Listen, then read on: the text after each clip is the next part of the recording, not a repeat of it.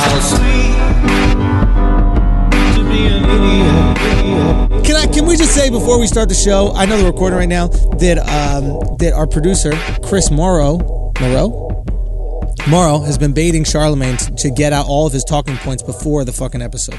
Okay, so if Charlamagne seems exhausted or like he's already said all the shit that he said during this episode, it's because he has to Chris. Okay? FYI, what Schulz doesn't realize is I talk for a living. I'm not new to this like him, so I can repeat myself over and over and make it sound very fresh. You can't repeat yourself over and over. Let's be clear about that. All right, now this is the Brilliant Idiots. I go by the name of Charlamagne the God. I'm Andrew Schulz, and this episode is brought to you by Tristan Walker and our friends at Bevel, the first and only shaving system designed specifically for coarse, curly hair and sensitive skin. Salute to everybody who tweeted Tristan all week long, telling Tristan that we hit it first.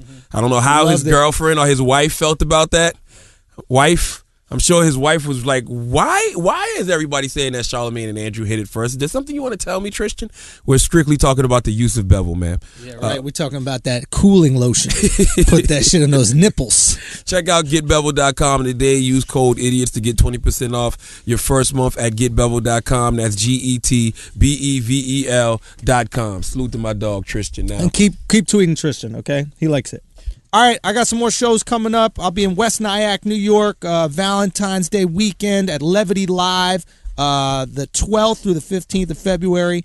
I'll be in Sunnyvale, California. That's NorCal, Bay Area. Come out at Rooster Tea Feathers the 19th through the 22nd of February. Buffalo, I'll be at the Helium Comedy Club the 12th through the 14th of March. Dallas, I'll be at Hyenas the 19th through the 21st of March. And Long Island, I'll be at McGuire's the 27th through the 28th of March. Thank you guys for supporting me. I really appreciate it. Now, Schulz, you went to Ferguson. Yeah, I went to Ferguson. You took a field. See, Ferguson has become a field trip for goddamn white people. Well, that was the for real. It's an expedition now. For real, that was what I was worried about when I went there. That was my number one concern. I was doing shows in St. Louis. Thank you to everybody who came out. And after one of the shows, there's these people hanging out, and I was like, yo, they asked me if I wanted to go out to some bar. I was like, nah, fuck it, let's go to Ferguson. How long is Ferguson? Like 30 minutes. And it was 2 black dudes and their 2 white girlfriends, and I felt comfortable with the ratio. And so I just want to know, what's the allure of Ferguson? Yeah.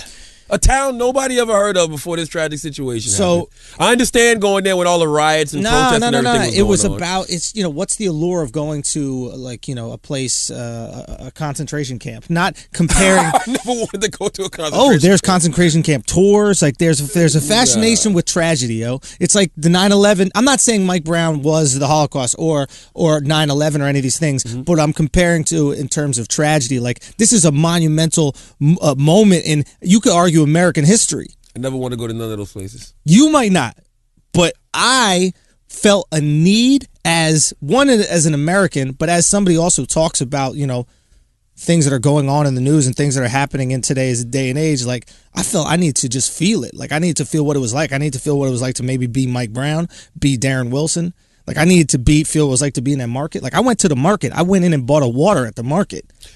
You know what I mean? Like, so what? Bro, you say so what because you here and you're safe. When you go there, yo, I wanted to go. Let me tell you something. I wanted to go when everything was going down. Man, shut the fuck up. Because if you wanted to, you would have. No, this is what everybody says. Everybody goes, I want to go. I want to be part of it. I want to do it. I went. You didn't go when it was going down. It's not my fault they gave up on the protest. Shut the fuck up. You know what I mean? I was there on Saturday night, ready to get it popping. Okay, and what happened? Nobody was there. What'd you feel, though? I felt fear. I literally felt. Why were you scared? I felt fit because when you go there, man, I'm telling you, there's an energy. First of all, it's just in your head. Nah, it's not. I thought it was in my head, and you're very right. It could be. It could be. But here's the thing: it's just dark there, dude. Like, literally, not enough street lights and shit. I saw some kids just walking back home in the dark, and I was like, it's fucking a little eerie. I go into this. I go into the deli, and like, my worry is they're gonna think I think it's some kind of tourist site. And I'm going to disrespect it in some way. When in reality, I'm going there for respect. I know what these fucking people, I've seen what these people went through, and I want to make it real to me. We watch these shit things on the news all the time. I see tragic events all the time, and it's sad, just like a movie's sad. It elicits an emotion, but it doesn't seem real. Shit, when I was there, dude, it seemed like real. I felt like there was a life that was lost. It was Michael Brown. Yeah, but it's not a person until you're there for some weird reason. No, I didn't feel that way. I don't have to be there to realize the tragedy of the situation. I do. Really? I do. Yeah, because the thing for me is I'm used to tragedy. I grew up in New York City. I've been seeing people die in front of me on the street every single day and ignoring them because that's what we do. We just ignore starving people all the time. So to go and be faced with it and see where he died. Like, I went to the spot where he died. There's fucking teddy bears all over it. There's like a little thing in the street. I don't know, a little, one of these, like, you know, when it's like slippery in a restaurant? You know those A-frame things? Yeah. Teddy bears covering R.I.P. Mike Brown and stuff like that. I took pictures of it. No disrespect to Mike Brown. It was a very tragic situation. But they have memorials like that all over the country for people that are in car accidents, people that get shot and killed. Like, you think they didn't have a memorial for Trayvon where he died at? Like, that stuff happens. I think it's almost like it's becoming gimmicky. That this is more than Mike Brown. Absolutely. But so that's what this represents. It's becoming gimmicky for people to go there and do that. They even got a hashtag, hands up, don't shoot. Oh, I didn't get out the car. I was too scared. But it's gimmicky. I rolled down the window. Like, go there and take a picture with Mike Brown's father and be a fake revolutionary for a day. I mean, it's easy. They should like market it as that. You want to be a fake revolutionary for the day? Yeah. Come down to Ferguson, take a picture with Mike Brown's father with your hands up, don't shoot. Like, I'm sure that's what everybody who doesn't go there says. Hey, you didn't go when it was popping. Exactly. You didn't go at all. And you didn't get out the car. Well, here's the thing. I was scared for my life. So why go? Because it's important to go and do things even if you're scared at times. Man, listen. You know, it's important for me to experience it. No, I'm happy you saw the Ferguson, but you did nothing. Listen, I'm not saying I did anything. It's not about exacting change for me. Okay. It's about paying respects and about acknowledging that something has happened and feeling what, I don't know, some kind of emotion, feeling what these people might have gone through and feeling what that neighborhood and that city might have gone through. You know what I mean? I saw My point is, it's easy for people who haven't gone like yourself to go, oh, it's stupid when people go, because that's your way of justifying to you that you didn't give enough of a fuck. And let me tell you something else about y'all people, right? Go. Tell me about y'all people. I respect people like J. Cole who went down there on his own merit. You went because you was in St. Louis for a show. It was convenient. Exactly. Yeah. When I saw 2 Chainz and Fabulous there, they were doing a show. Yeah. It's not like motherfuckers is just going to go. I mean, no, it is a lot. But majority of y'all are going when it's convenient. Yeah, sure. Let's be clear. You can make the same argument, which is about charity. It's like, Bill Gates donated $1 billion to help starving kids in Africa. It was a tax write-off. But motherfuckers are still getting water, dog. Hey, man, listen, hey. Regardless of your emotion. You're right. I'm not going to knock you. If it made you feel good, it's not about making me feel good. It's about experiencing it, dude. It's like if you're. But what is that experience? This is the thing that bothers me. It's like it's a tragedy. Like, it's not something to experience. Yeah. You experience Disney World. Yeah. You know what I'm saying? You experience Universal Studios. What do you hope to get out of Disney World? A fun time, an experience. What do you hope to get out of visiting Ferguson? Well, tell me. What do you think? I don't know. That's why I would never go. It's like I'll tell you if you want to know, because I went. I'm asking. The exact opposite of Disney World.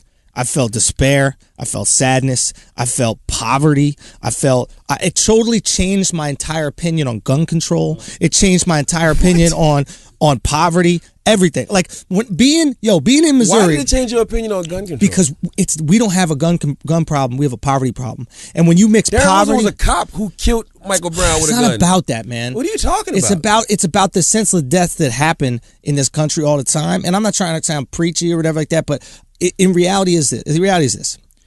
You have extreme poverty in this country. Okay. Right? Like, you have people who are working full-time jobs that want to make a living, that are good people. They work at Walmart or work at fucking McDonald's. Okay. They want to provide for their family. That's all. They want to have some pride in that shit. Okay.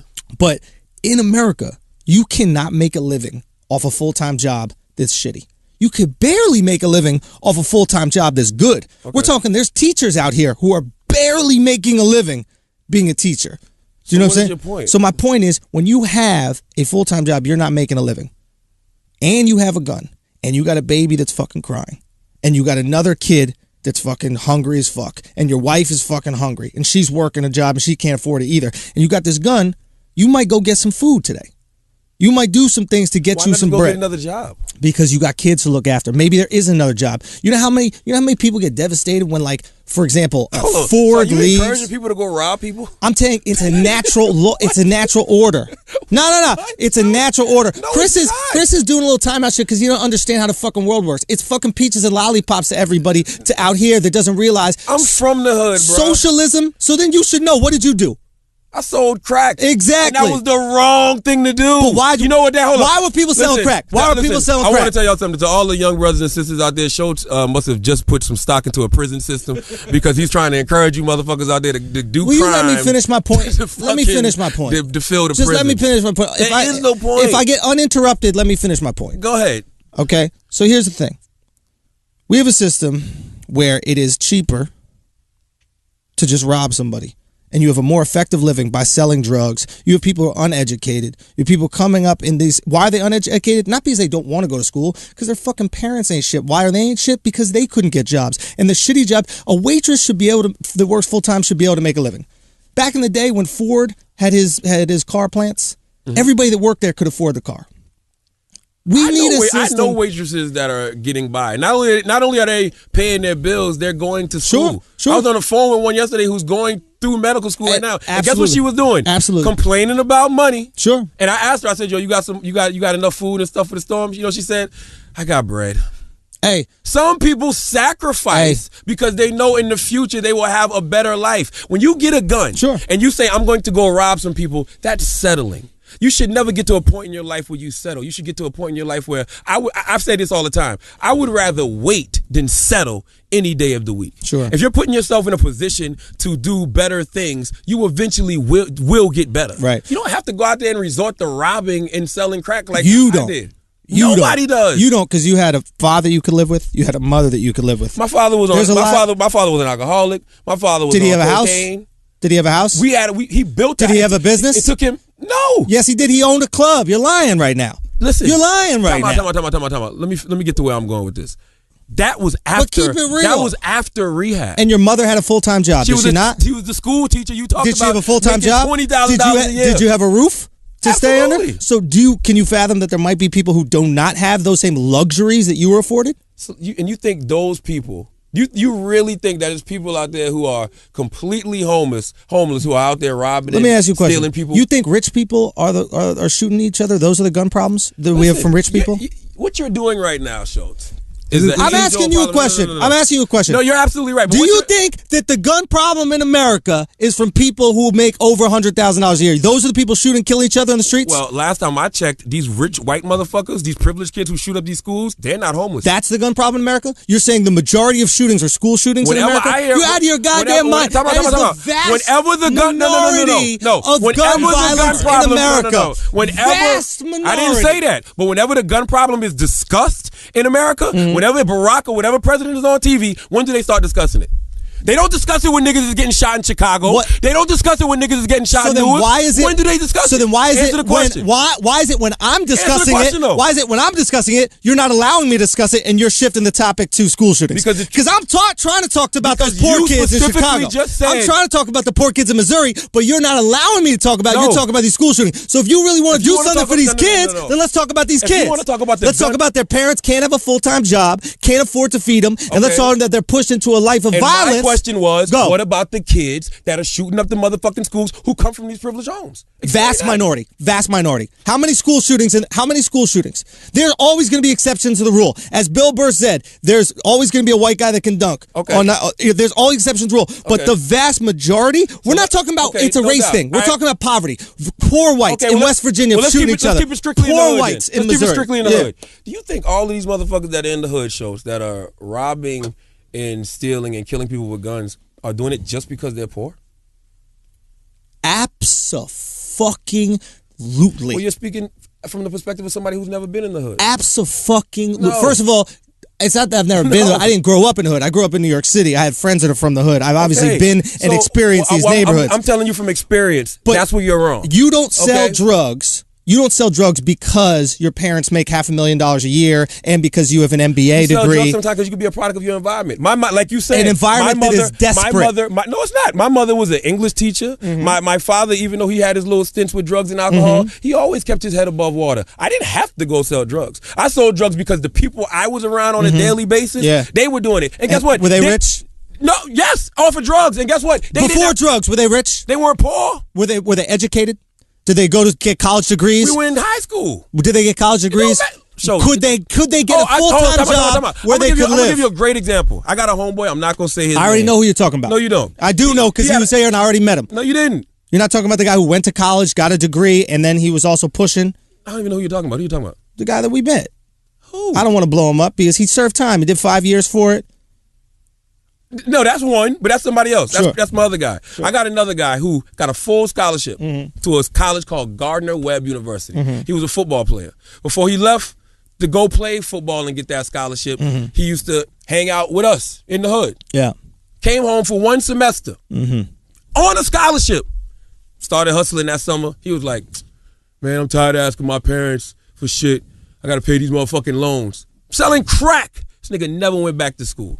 He had no reason to be out there other than his influence. You're saying that he was in a financial situation where he needed to pay back money. He wasn't. He wasn't capable He of was doing a it. freshman in college. What did you say the reason was? Say it again. Because you just said to me, I gotta pay back these fucking loans. It was bullshit. So you think it's bullshit. That's not poor though. You just said uneducated. You specifically said define poverty. Define poverty. Owing money to somebody that you don't have to give to them is poverty. Did you hear what I said about not settling and just waiting? You're in college. You're a freshman in college. You have a full scholarship. You could go to the NFL. You might get a business degree and get a great job, but your dumb ass came home for a semester. Go tell that to some kids who are hungry. Hey, just wait.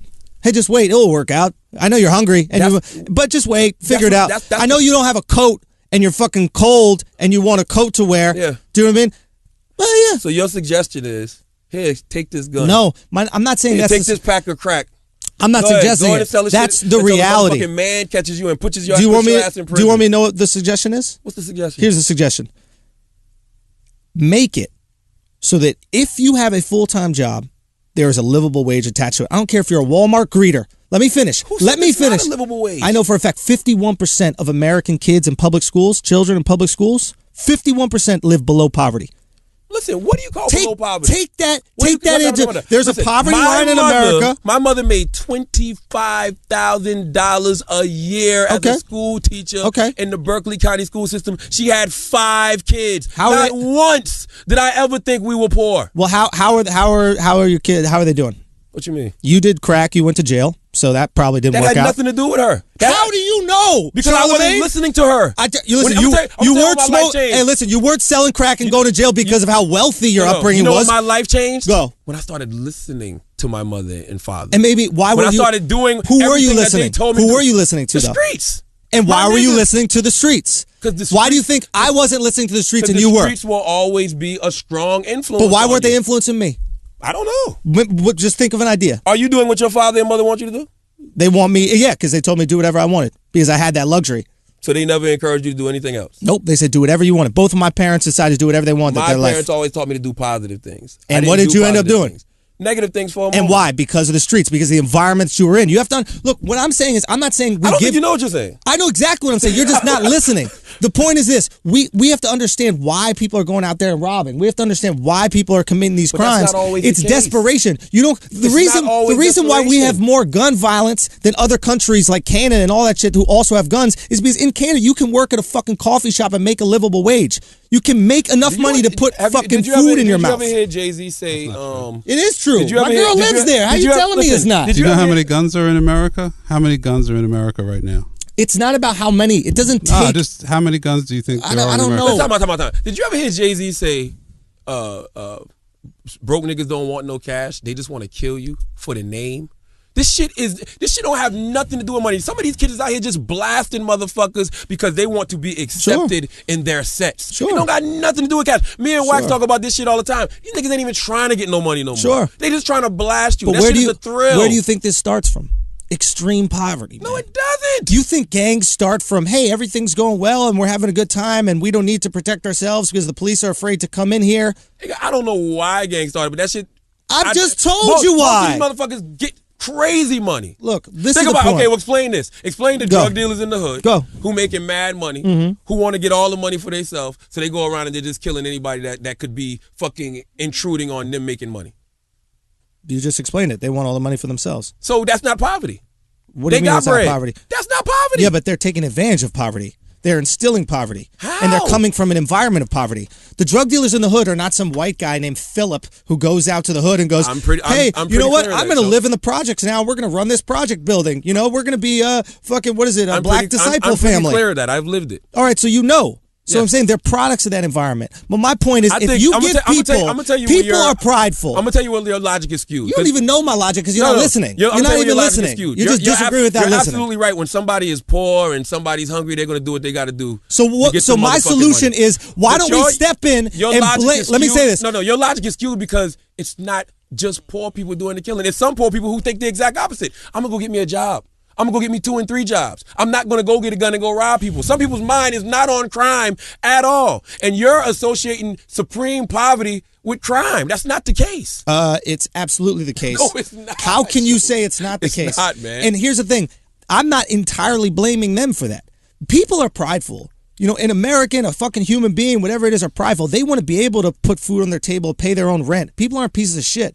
But if we have a situation where people are not educated, not everybody has the opportunity to get an education. If we have those situations, all we need is not so much, and I know I sound super fucking hippie about this, but not so much corporate greed that these motherfuckers can make a livable wage and they don't have to resort to street violence. Because the reality is, everybody that's not making a livable wage is not resorting to street violence. Who said everybody? I didn't say everybody. You're making it seem like everybody that's poor just grabs a gun and goes rob and kill somebody. I'm only saying that the people that are poor and do it are doing it for that reason. I'm not saying the people aren't poor and don't do it are. There are plenty of people that are living in poverty and struggling and suffering out there that are fucked, and it's fucked up and not resorting to violence. Did you ever think that maybe these people are just sociopaths? No, I don't believe that big a percentage of the population are sociopaths. I don't believe 51% of the kids growing up in America public schools are going to be sociopaths. What do you call serial murderers? What do you call somebody who'll go out and shoot 3 people a week? Some people are sociopaths. Some people are just fucking No, not everybody's the sociopath. Listen, you realize that there are people in business that are sociopaths. Not every sociopath is bad. There are CEOs. The CEO of your fucking iHeartMedia could be a sociopath, and that's what allows him to do really well at work. Listen, as long as he's not out executing people 3 or 4 times a week, I'm cool with that too. I'm cool with that too. Okay, as long as he's not out being a serial fucking murderer.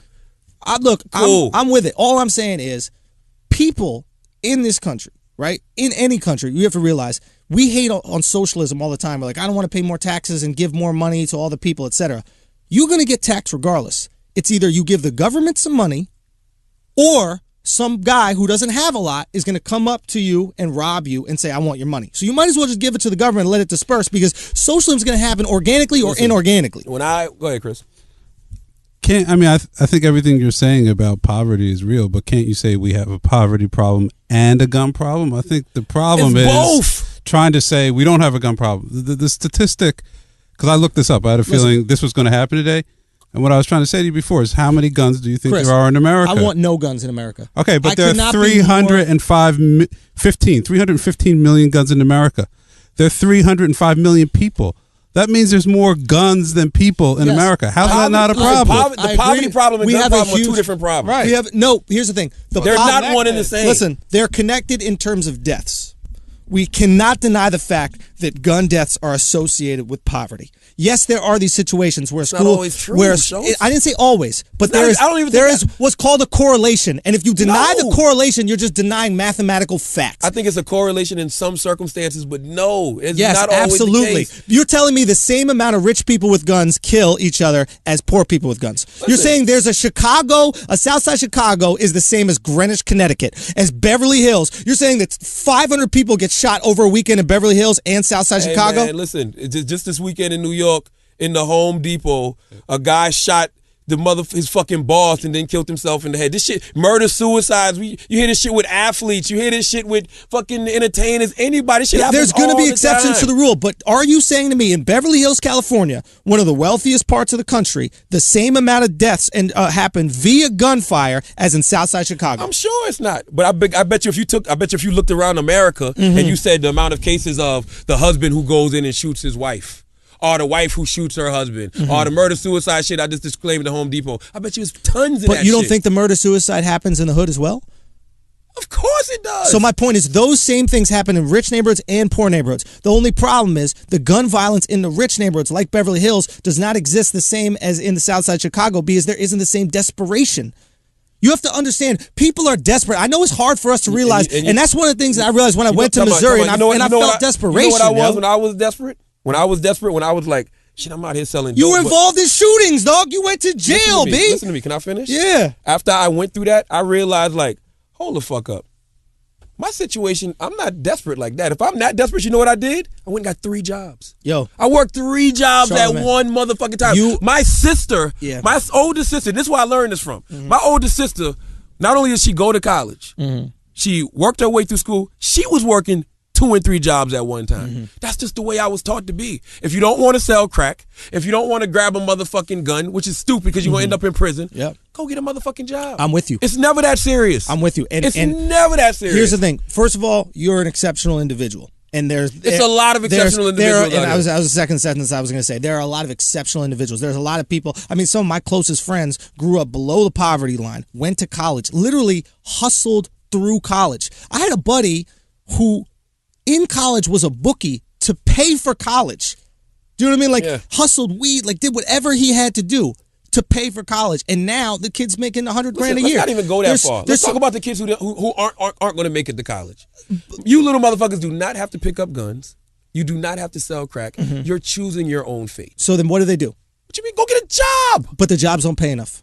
They're kids, Schulz. They need to eventually move out of their parents' house. They will. Not on a McDonald's salary, not a Walmart salary. Listen, those are startup jobs when you're a kid. You're right. I'm absolutely right. You call it these two white guys that's going to get y'all fucked up. You call it startup. So how I worked at Taco Bell. I worked at Taco Bell. And how much did you make? I don't even remember $6 a fucking And you hour. think that you can have a baby with that amount of money? I was 17 years old, Schulz. And there are 24-year-olds that that's the only job they can get. You did. Sometimes people got a felony. Anybody can't get a job. Anybody can if they don't settle and if they don't have the mentality of, fuck it, I'm going to just go get a gun. Fuck it, I'm going to just go sell some crack. Once you do that, it's like on Back to the Future, your fucking picture starts fading the motherfucking way. And I'm not saying they should do that. I'm explaining why people do that. People don't rob for fun. They rob for desperation. Okay, when a fucking husband, no, when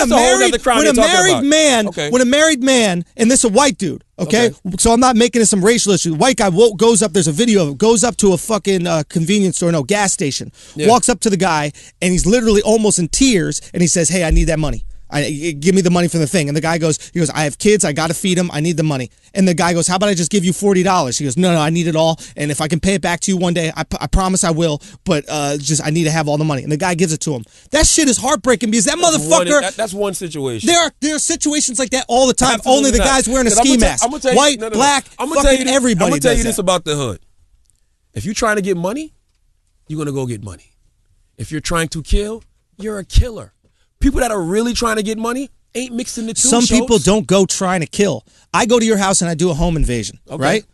What happens? You see me, you got a gun in your house. You shoot at me, I don't want to die, I shoot, now I kill you. All I wanted was and you don't get nothing. All I wanted was your TV so that I could fucking pawn it so I could buy some cornflakes because I haven't eaten. Fuck you. You deserve to die on the spot for kicking in somebody's door. Agreed. Absolutely. Deserve to die is a little fucked up. But what if we look at the system that we live in, right? Okay. Why don't we just look at the system and we see that there is so much money at the top that these companies are making. Walmart, I mean, so we're talking about billions and billions of fucking dollars that they're making, and then go, you know what? Why don't we just pay all of our employees a livable wage, and then we don't have to live in fear. And we don't have to live with these people who are below the poverty line, even though they're working a full-time job. Like, if you work a full-time job in the best country in the world, which is America. I know people that work in Walmart full-time who are living. They may not be living. I know people who aren't. They may not be living amazingly. I know people who cannot. You can't do it. My cousin's worked at Lowe's. He started at 18. He's 27. His life is a mess. Where does he live at? He lives outside of Philadelphia, and it's a bad scene. I bet you got a nice apartment. Nope. No, he can't. He lives with his parents. Why can't you realize that is he picking up a gun to go rob people? It hasn't gotten there yet. But that's where it goes to. It's a bad scene.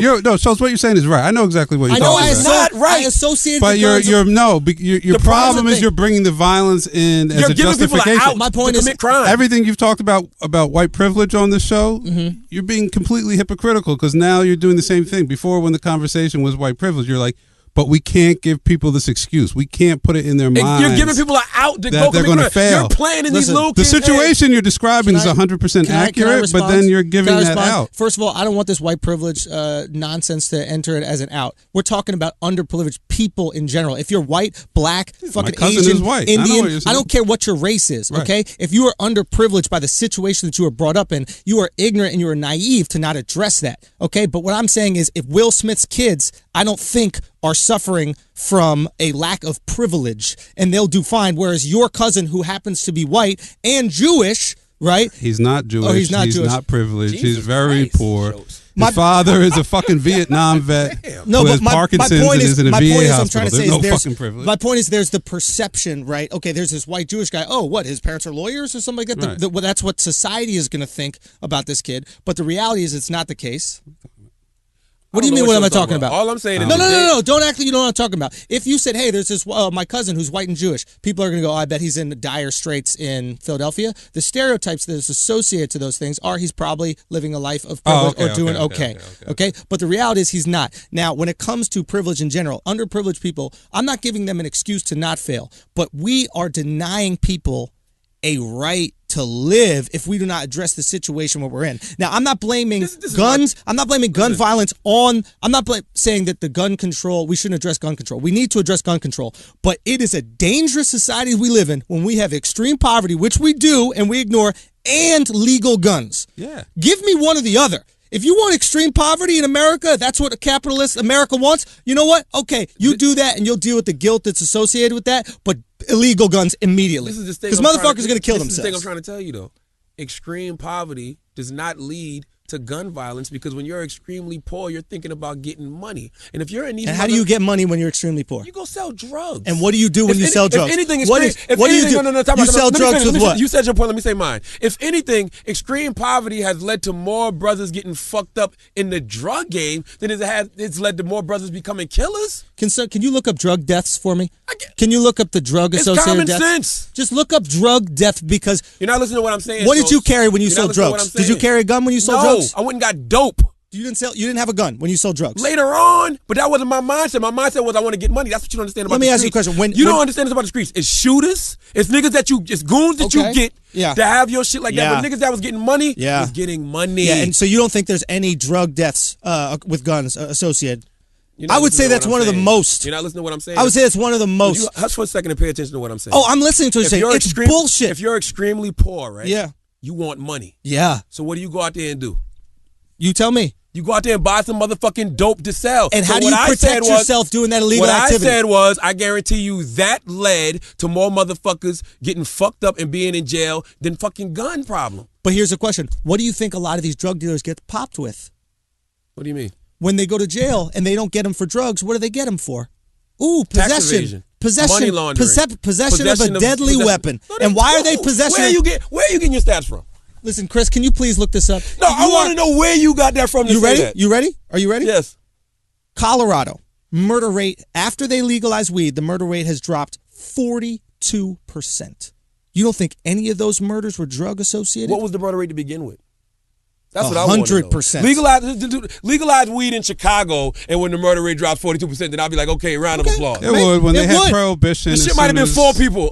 Shit might have been 4 people a year. Okay, so half of them stopped. So half of them stopped. Yeah, 2 people. A whole half. Woo!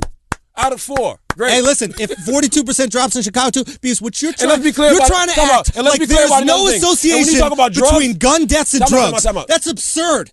When it comes to weed, no. You know the drug people get killed over? Oh my God, Charlamagne. Name the drug people get killed over. Listen, since you know so much, name it. Coke, heroin, meth. Exactly, crack. Coke, crack. More niggas have gotten killed over crack than fucking weed. Can everybody just acknowledge that Charlamagne just agreed with me? The same point that he was just arguing. You say drugs. He said more N-words have gotten killed off of crack than anything else. Yeah, because you say weed. Like you said weed. 42% of people in Colorado, when they legalize weed, murder dropped 42%. That doesn't mean anything to you? No. I'm trying to save lives, yo. No. I don't care if it's 2. I don't care if it's 200. There's 2 problems I have with your rhetoric. And before we bring in our guests, 2 problems. Number 1, you're giving people an out. And you're damn near encouraging motherfuckers. If you're poor, fuck it, I understand. Go get a gun, rob some motherfuckers, end up in prison for the rest of your fucking life. That's the first rhetoric. And the second rhetoric is everybody that's poor, Schulz, is not resorting to crime. And some people are doing the right thing and going to get an extra job or two. Some people are doing the right thing and going to school so they can get a degree, so they can get in a better position in life. That's how some people think. Matter of fact, majority of people I know think that way. When you're born poor, you say to yourself, yo, I'm not going to be in this condition for the rest of my life. So you know what you do? You go to school. You study. You focus. I'm going to go to college. Yeah. Motherfuckers ain't resorting to crime. Like, you just make it, like, you're so oblivious, honestly, to the hood that you think everybody that's poor just necessarily resorts to crime. Yeah. So, again, never did I say that. I've said repeatedly. That's what you're saying. Never. Can I respond? Chris, you don't think that's what he said? Can I respond? I got confused a while ago. Never did I say that. I didn't say that all these poor people are committing crime. I said the poor people that are resorting to gun violence are not doing it out of fun. They're doing it out of desperation. There are tons of poor people who work their fucking asses off in America, and they still live below the poverty line. And I want to make a difference in some way and change that so they can at least fucking feed their families. The fact that they have to work two full-time jobs. There are a lot of people who work 2 full-time jobs just to feed their fucking family. Yeah. You should be able to do that with one, in my personal opinion. Okay? Now, and I understand there's my mom's family, perfect example. My mom's family, perfect example. Poor as shit. Some of the brothers work their asses off. They started as a fucking busboy at a restaurant. They end up managing the restaurant. Okay. Some of the brothers, or one of the brothers, just so happens to live off of the country. You know, he's getting welfare essentially, and that's just what he's done for his entire life. Okay. So there are people that are going to take different directions. They're going to lead different paths. Okay. But they have a system set up in the UK where you don't have to resort to violence to fucking feed yourself. You don't have to resort to violence in America either. No, I'm not saying that you have to resort to violence. And I hope that you don't have to, but I think that we can make, and I think you can agree that we can make improvements to the system to remove desperation. That's all I'm saying. I don't want to give people an out, and I know there's so many hardworking people out there, but I think that we can make improvements to the system. I think we can better take care of our people, and without acknowledging a problem, just like with racism, just like with any kind of prejudice, without acknowledging, just like with police violence against black people, without acknowledging a problem, we cannot improve it. You're not acknowledging it. You're just saying, get a better job. Yes. Get a better job. You know why? Sometimes you can't. Shut the fuck up, Sometimes you erase your mind of can't. Do not listen to Schulz and that dumbass rhetoric. Sometimes you can't. This is when I go to these schools and I talk to these motherfucking kids and they're telling me, no, I'm a product of my environment. That's just what I gotta do. I gotta go sell crack. I gotta rob. Shut the fuck up. You're gonna end up in motherfucking prison listening to Schulz. I can't. Sometimes they can't. No, I'm with you. That shit don't make no sense. I'm with you. I don't have no college diploma. I don't have no degree, Schulz. Yeah. I graduated high school. Yeah. That's it. In night school. Yeah. Guess what I went out there and did when I didn't want to sell crack and all that shit because I didn't want to motherfucking end up in jail for the rest of my life. I went and worked 3 motherfucking jobs and had an internship at the radio station. Hey, I busted my motherfucking ass. I'm with you. Do not tell these kids what they can't do, Schulz. I'm with you. You can't say I can't. Yeah. You know what? I'm gonna agree with you completely, and I'm gonna retract can't because I don't ever put can't out there in my life, and I don't want to put that in anybody's life.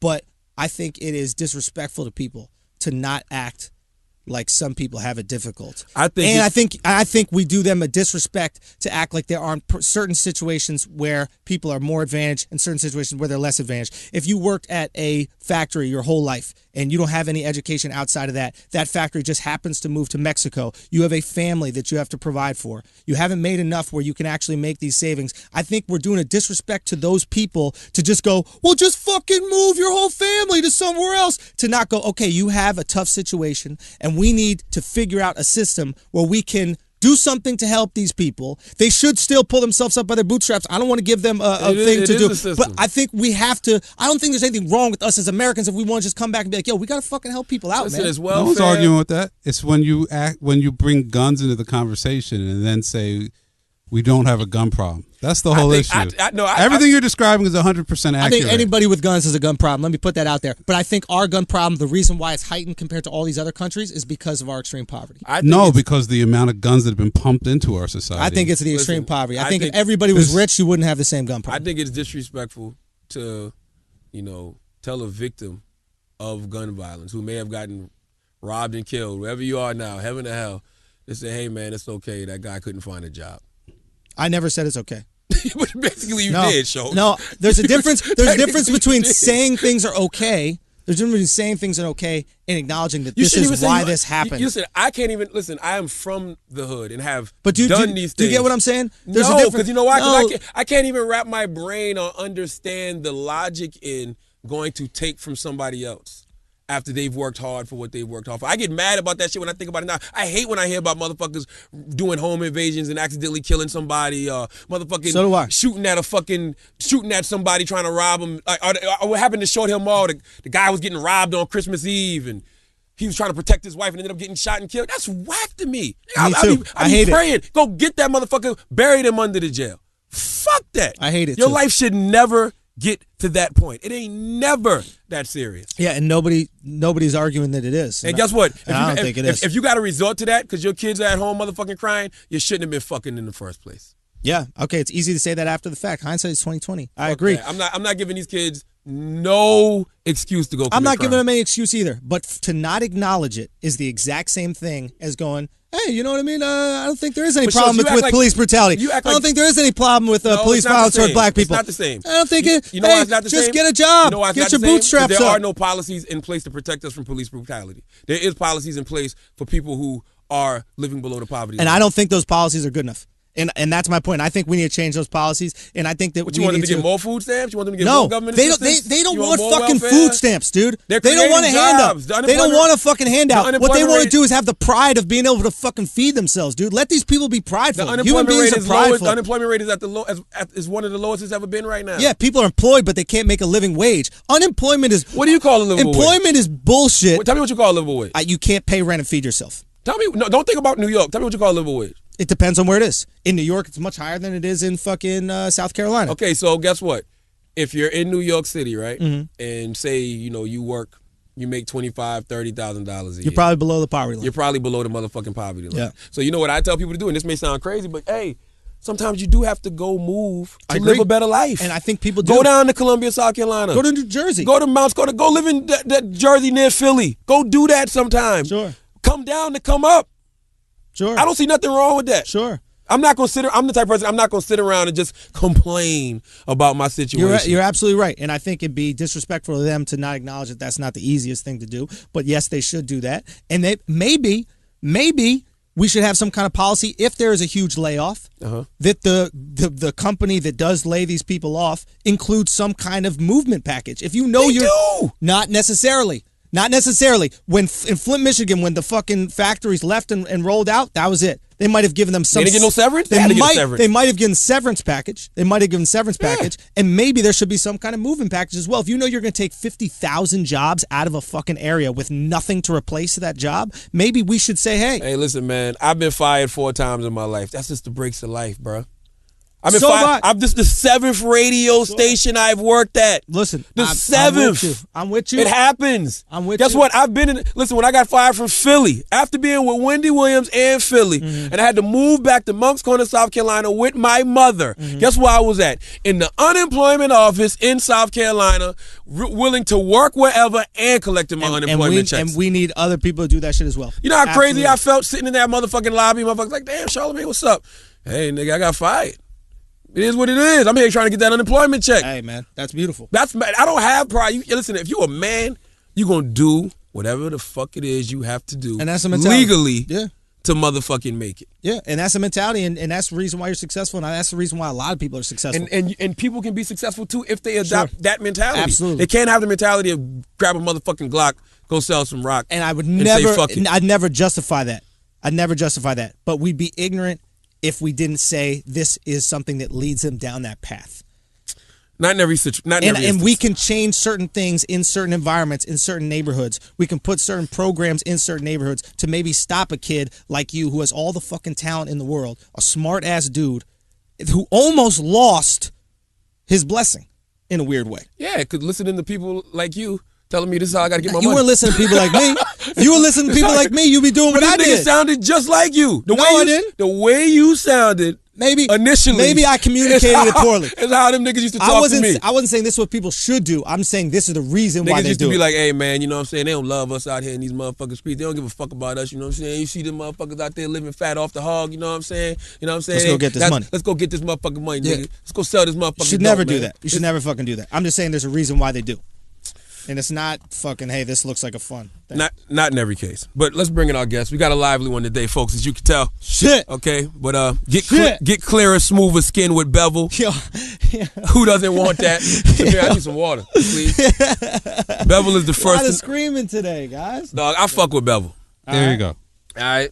I don't know what else to tell you. I fuck with Bevel. It keeps my skin smooth.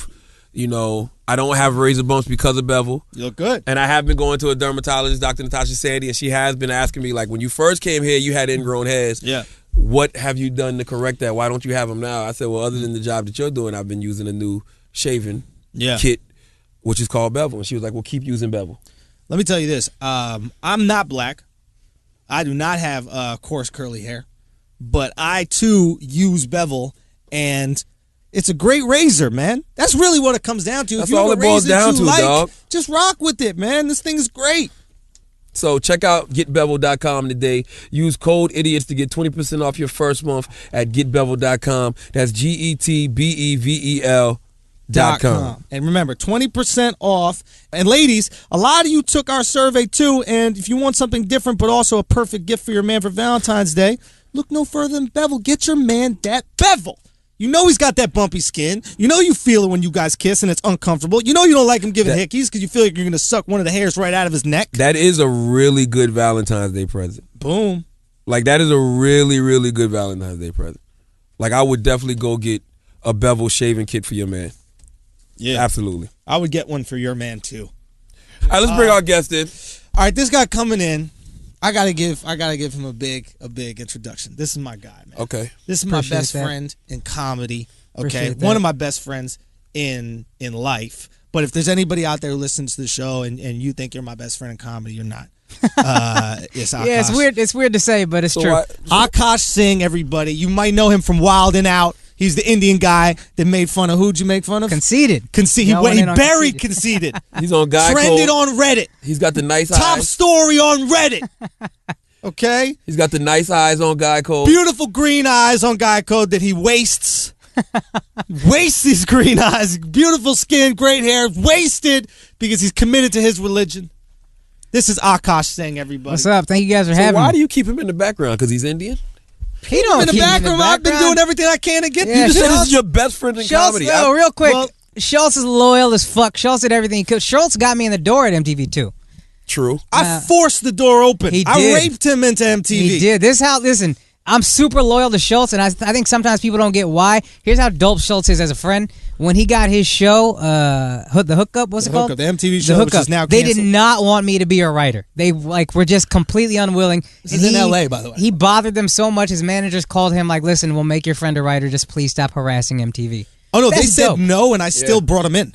They said no, and I just kept bringing him in. also true. And then they brought me aside, top execs brought me aside. They're like, hey, listen, we just kind of want a female voice and stuff like that. And I'm like, he hasn't fucked yet. What's the difference? What's the difference? It's very true. No, but I literally forced him in, and I meant shout out to Binko, Michael Binko, who was the executive producer. He stood up for us, and he got Akaash on the show, and the show is no longer around. So maybe I should have hired someone else. You might have needed to hire somebody else. That was one of those moments where they was like, you know what? Let him dig his own fucking grave. I might have fucked up. I might have what he fucked wants. up. We got that shit picked up though. We got that pilot. We saved got the that pilot. picked up. Yeah. But it was. Then after that, But I he's don't know one of the what we guys did. that, and I've always tried to, for Jobs That Don't Suck, I had him right on the show, and thank you for MTV2's. MTV2's been great with Akaash and always put him together. MTV2 has been great with affirmative action, boy. They got Akaash, they got Timothy De La Ghetto now. Fahim? They got Aquafina. What'd you say earlier? What we talk about? I called her Traffic. I'm not gonna do it. Traffic is Tim Traffic De La is Ghetto. Timothy De La Ghetto. And we're on Tim the is the phone, homie. and we're talking about a new show on MTV, and I was like, yeah, it's there's the three girls on the show, and he goes, oh yeah, it's Carly, Nessa, and Traffic. And I go, what? I go, not Traffic, Aquafina. I go, hold on, did you just take Asian racism to the next level? Yeah, they look similar, but the gender? You don't even notice the difference between gender? I did not even think about it. I'm gonna tell you why, because I don't know why the fuck I didn't think about it. Because Timothy De La Ghetto, AKA, is Traffic. Bro, it came out so effortless for me. I didn't think it was.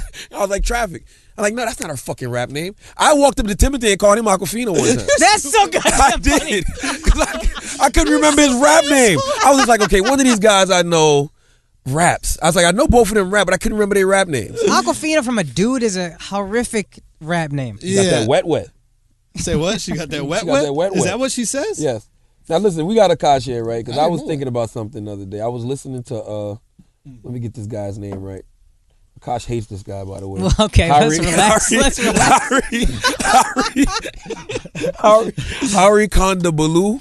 Kondabalu. I was listening to him on the Champs podcast, and listen, I'm a brilliant idiot. I can honestly admit when I have no knowledge of a situation, but he was on there talking about being Muslim, Indian. He's not Muslim. What are you, Akaash? Hindu. I mean, honestly, to not know that much is crazy, Charlamagne. So what is he? What is this guy? Because he was saying that he started feeling prejudice after 9/11. Yeah, that happened. Not he felt prejudice. No, he said felt prejudice against him. Yes, against him. Yeah, against him. Yeah. Right. So what is he? He's Hindu. Okay. And that happened. And this So in India, there are several religions. The most popular are Hinduism. Hindus are most dominant, and then Muslims. There's And more Muslims. Muslims in India than anywhere else. So he's not a Muslim. He's No, Hindu. he's not. Also, there's Okay. not two O's in it. All right. Or a Z. Okay, yeah, The Muslim. moral of the story Sounds is, like you're saying moose. okay, but the moral of the story is he was talking Yes, like they're both brown, but they're not the same people. he was talking like he was a They don't even like each other. he was talking All right. like he had been through so much victimhood in his life based off his ethnicity.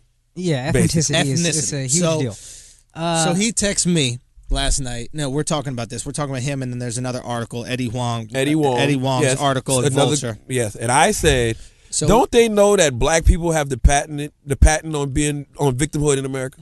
He's like, I don't like them trying to take the Well, victimhood. it's like it's so lucrative, like Coke. Like you can't expect Pepsi to not pop up. You know what I mean? Like I'm gonna try to get in on this market. Oh, that's hilarious. That's what it feels like, though. I'm being honest with you. That's what it feels It's like. more like Fanta. RC Cola. Yeah, it's some like Walmart brand or something. That's what the fuck it feels like. It feels. First of all, Mexicans are Pepsi, and then we're just trying to come in with RC Cola and like store brands. no, when it comes to being a victim in America, Yeah. it's blacks and gays, baby. That's it. You don't want anybody else getting a piece of the pie. No, Not even y'all don't got enough Latinos. time in on this, baby. Latinos are the most. They're the most like underrepresented in every field. That's the one that I can be like, all right. Yo, we y'all were are really talking good about shit this on the other night. Like people always talk about how there's like no black people in movies and how it's so fucked up, Yeah. whatever. It's like Mexicans are more in the popular. Latinos have more It's insane. or the more. number of Latinos. There's more Latin people. Spanish people coming up though.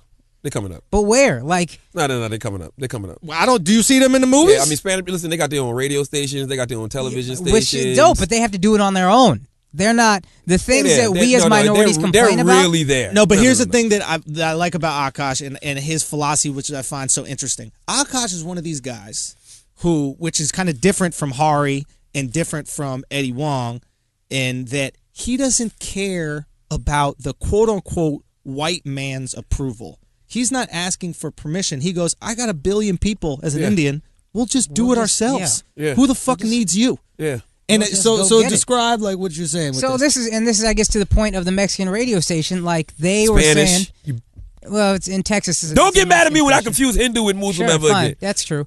Here's the point of the Latino radio station is like, listen, fine, you don't want to let us in. That's cool. We're just going to create it ourselves because we don't need to be a part of your system. We're going to do it ourselves. Okay, And it's going to be boom. huge. And it's that's so how I'm talking about. influential. And that's how I've always known Asians and Indians to think. So it throws me for a loop when I hear these guys playing the victim.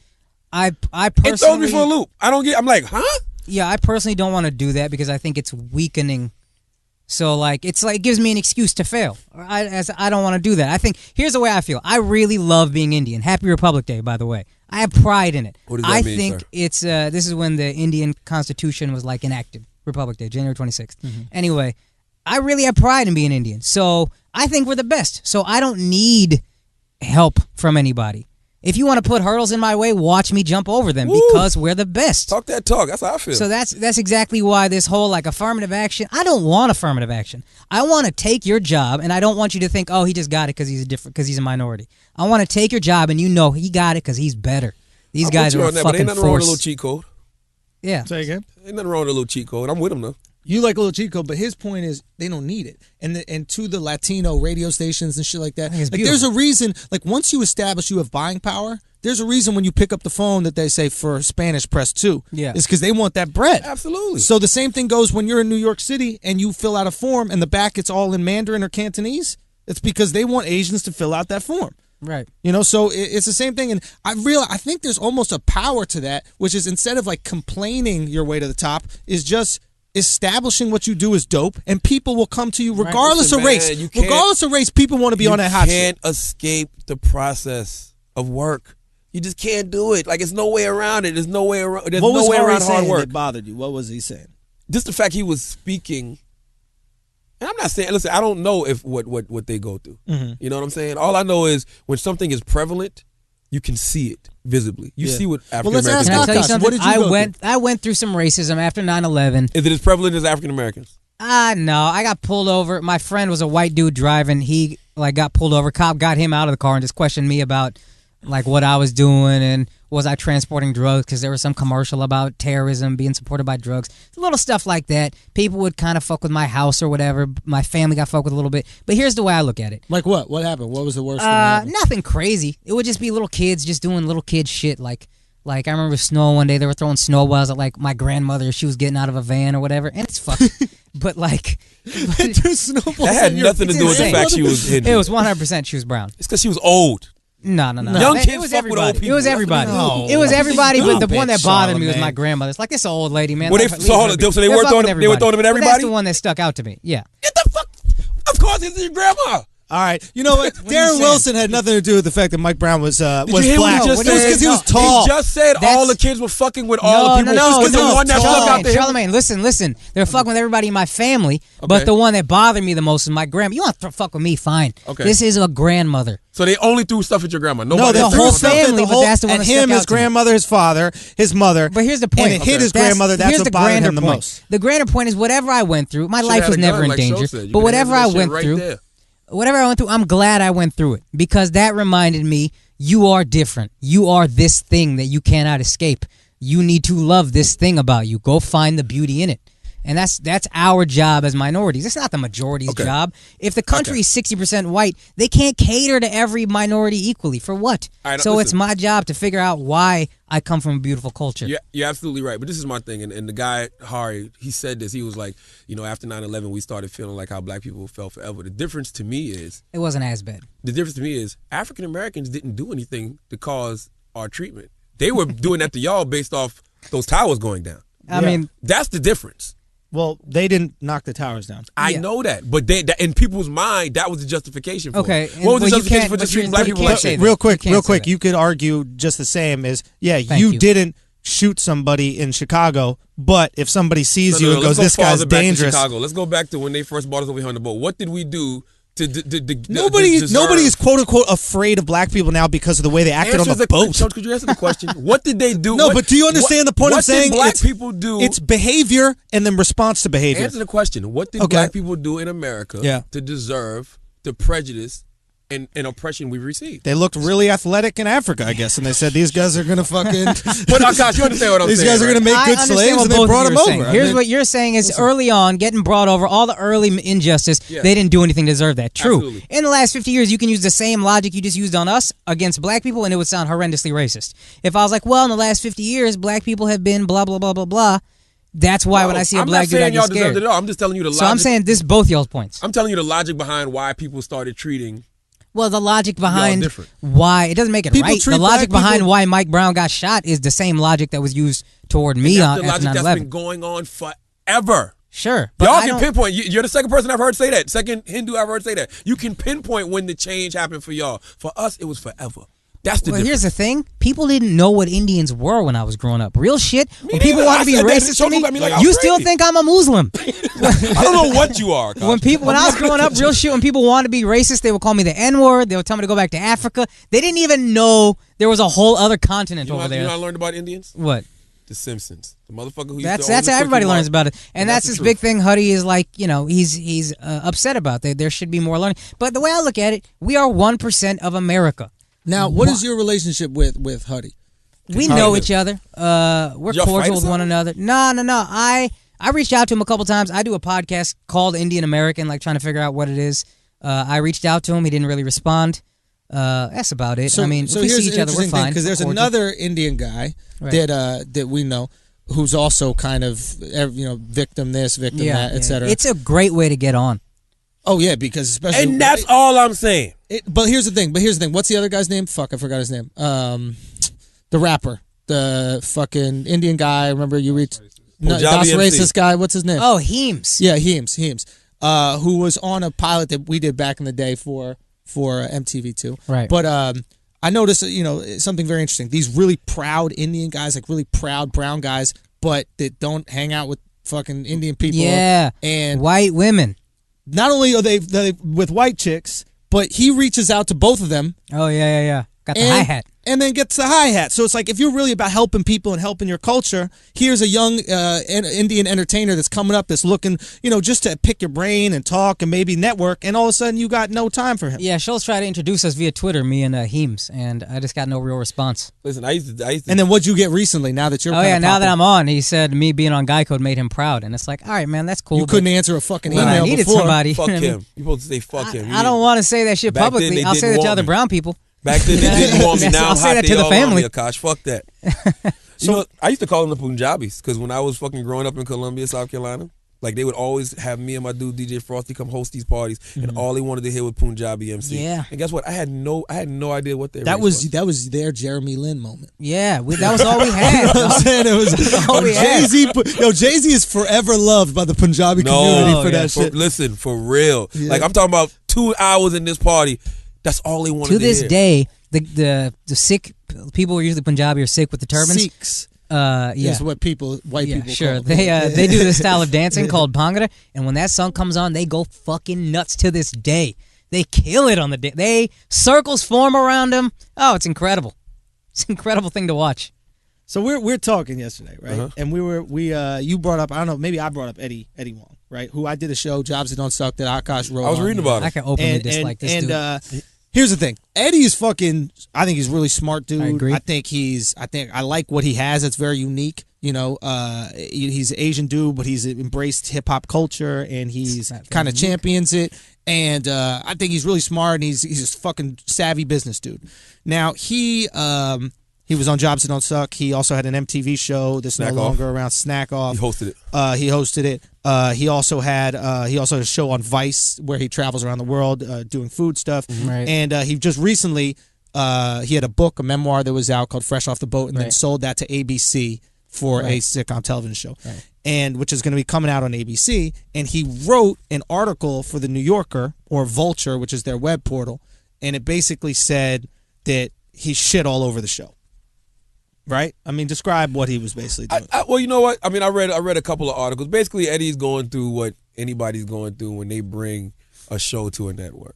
It's his book, it's his memoirs. He wants it to be as true and real to life as possible, and he feels like they're trying to whitewash his show. Now, and listen, that's television, dog. But here's the thing. He had a great point about this. But yeah, so here's the thing. Like, he's upset that they're kind of whitewashing the show for America. They're like making it for white America, and he wants it to keep it Asian and keep it Asian. It's not going to work. And true to him. Now, that's absolutely right. But I know that Eddie owns a successful restaurant in America called, or in New York called Bauhaus, which is really good. It's on 14th Street, and he sells Taiwanese food with an American flair. So, for example, he sells these sandwiches, but he'll have a fried chicken bao, maybe like a Philly cheesesteak bao. So what I find it very interesting is the network is racist when they want to make your show available for white America or America, but it's okay when you want to make your food available for white America. Yeah, I saw that. I mean, it's like he was upset over some quote-unquote stereotypes that he said, ABC Can I say this real quick? Fresh off the boat is a term we use within our community, and it's always negative. And it's like, fresh off the boat, first of all, we're not traveling here by fucking boats anymore. Second of all, it's like, oh, look how foreign this guy is. Like there's something wrong with being foreign. It demeans the culture we come from. Like there's something, this guy's fob. I mean, he is foreign to America, though. But fresh off the boat is a term we use. Like a black dude is black, but you don't call him an N-word. You know what I mean? Yeah. Fresh off the boat is the same thing. It's a You don't say derogatory that term. about. It's like calling a Native American a redskin. Yeah, it's not. That's the connotation it has. So to call your book this, I know what you're doing. You know what I mean? Trying to own the word and like empower it. Or I something don't like think that. that's what he's doing. I think he's just it's convenient for him to make fun of Asians. And this is what he would do. I'm going to just go ahead and out him on Jobs That Don't Suck. He would make every hacky Asian joke. Literally squint his eyes and go, ha, ha, ha, ha. And then if Schulz made one joke, and it would always be way more clever than what Eddie was doing, Eddie would literally go snitch to the producers, and we would get talkings too.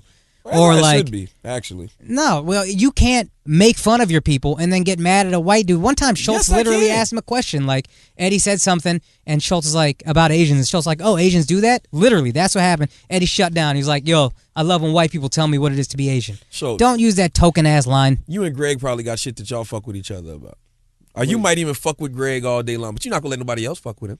Well, fuck with Greg? Yeah. I mean, depends. If he's in the fold, yeah. Okay, granted, but just some random motherfucker, you ain't going to let fuck with him. I mean, so no, listen, if you there's a came difference up between here, fuck with and make jokes and shit like that. If you came up here in blackface, fucking eating fried chicken, and then Schulz made a black joke and you got offended, where is your moral high ground? I mean, it's different, but you can't say you What are you nigger. saying? You can't sell out. You wouldn't call me a nigger. No, I'm not going to call you that, Jimmy, because that's wrong. But if it was okay, then yeah, I would call you that all the time. But it's just wrong. But the point he's trying is like you can't, in a way, kind of throw your people under the bus, and then when somebody else does it, be like, whoa, you can't take the moral high ground. I'm with you, and I mean that's my problem with when I was reading this article. I'm like, okay, I understand what ABC's doing, but I don't even think ABC's trying to create stereotypes of Asian people. I just think they're trying to do things that people in America are familiar with. Yeah, that's it. Yeah, like a lot of the things that Eddie thinks is stereotypes is just no. We're trying to make it familiar. Like you said, you never Americans. saw an Indian your whole fucking life. All you knew them No, was I used from to say- 7-Eleven. No. You said that's all you knew them from 7-Eleven. No, I used to do parties with them. I just didn't know what their race was. Okay, exactly. So you weren't familiar with them, so you didn't know what to think. First time I saw an Asian was in Minister Goddamn Society. When motherfucking old dog and goddamn Kane robbed that store at the beginning. That's the truth to the matter. In the article, he's taking this moral high ground of calling this other Asian dude, his version of an Uncle Tom, is the Uncle Chan. Like, you can't do that if you act that way. I you agree. can't call your own playing people with sellouts. the system. And the other thing I didn't like about it is he was like, I don't want this show to seem like the American dream is possible. He's like, white America is choosing certain Asians to go to the top, but it's not like any Asian can have the opportunity to go to the top. Something to that. Right. I'm not exactly quoting him, but the reality is, first of all, the powers that be always choose who is going to be there. Do you know what I mean? It's not like white people just go, hey, I'm ready, and then they go, oh, finally, a white guy was ready? Well, here's your show. Yeah. It's like you are the American dream. Like, you've accomplished so much. Like, you used to sell weed in New York City. Yeah. Like, I know people who used to sell weed too. Now, not only are you a business owner, you're a fucking lawyer, you had multiple TV shows, and you have a show on fucking ABC based on your life. Like, that is the American dream. This isn't some select shit. Like, you need to embrace that. It was a line where he said, stop telling, like you said earlier. America is great. He wouldn't want to say it. Yeah. Stop telling Asians it's not great. Tell them, hey, I did it. You could do it. You've got be to the show example. something on And this ABC. how much he pimps the struggle. His line was like, America's 3/5 great or something. Now you're gonna pimp the black struggle? What are you doing, man? That's my whole thing. What you said just now is exactly what pisses me off. These motherfuckers pimping the struggle. Okay? Yeah. Whether it's Eddie Wong, whether it's, what's the guy's name? We just were talking about What's his Hari Kondabong. Hari. Yeah. It feels like they're just pimping the struggle. That's my term. It feels like whatever. I want to quote this right now before Charlamagne turns it into a meme. This is my term. I've heard It that is. before. I got it from Schulz. This is my turn. That's not your show. People have used that to describe Al Sharpton for years. The same exact term. Pimping the struggle. After I started. I started that in 7th grade. Please. I remember there was this guy pimping the struggle. That's such an old term. But all I'm saying is it feels like they're pimping the struggle. Like, I'm listening to them like, I don't believe you. I really don't believe you. And to be honest, I could be wrong. I did an interview with this guy who's the dean of religious life at USC, Hindu dude, super smart. And he talked about how we're not that unified as Hindus. He said the reason is because we've had it really easy. We've had it easier than every group that came to this country. That's all. These are words from a much more educated person than any of us in this room. That's all I want to hear, dog. Because I mean, I've never in my life, when we talk about blank slates, this is a true to God statement. When we talk about blank slates, like they talk about white people have blank slates. No, white people don't have blank slates to me. Because we can always talk about systematic oppression and slavery, whatever. All of that. Black people don't have blank slates to me because I'm black. I know my people. You know what I'm saying? But when I see Indians, Asians, I don't think nothing.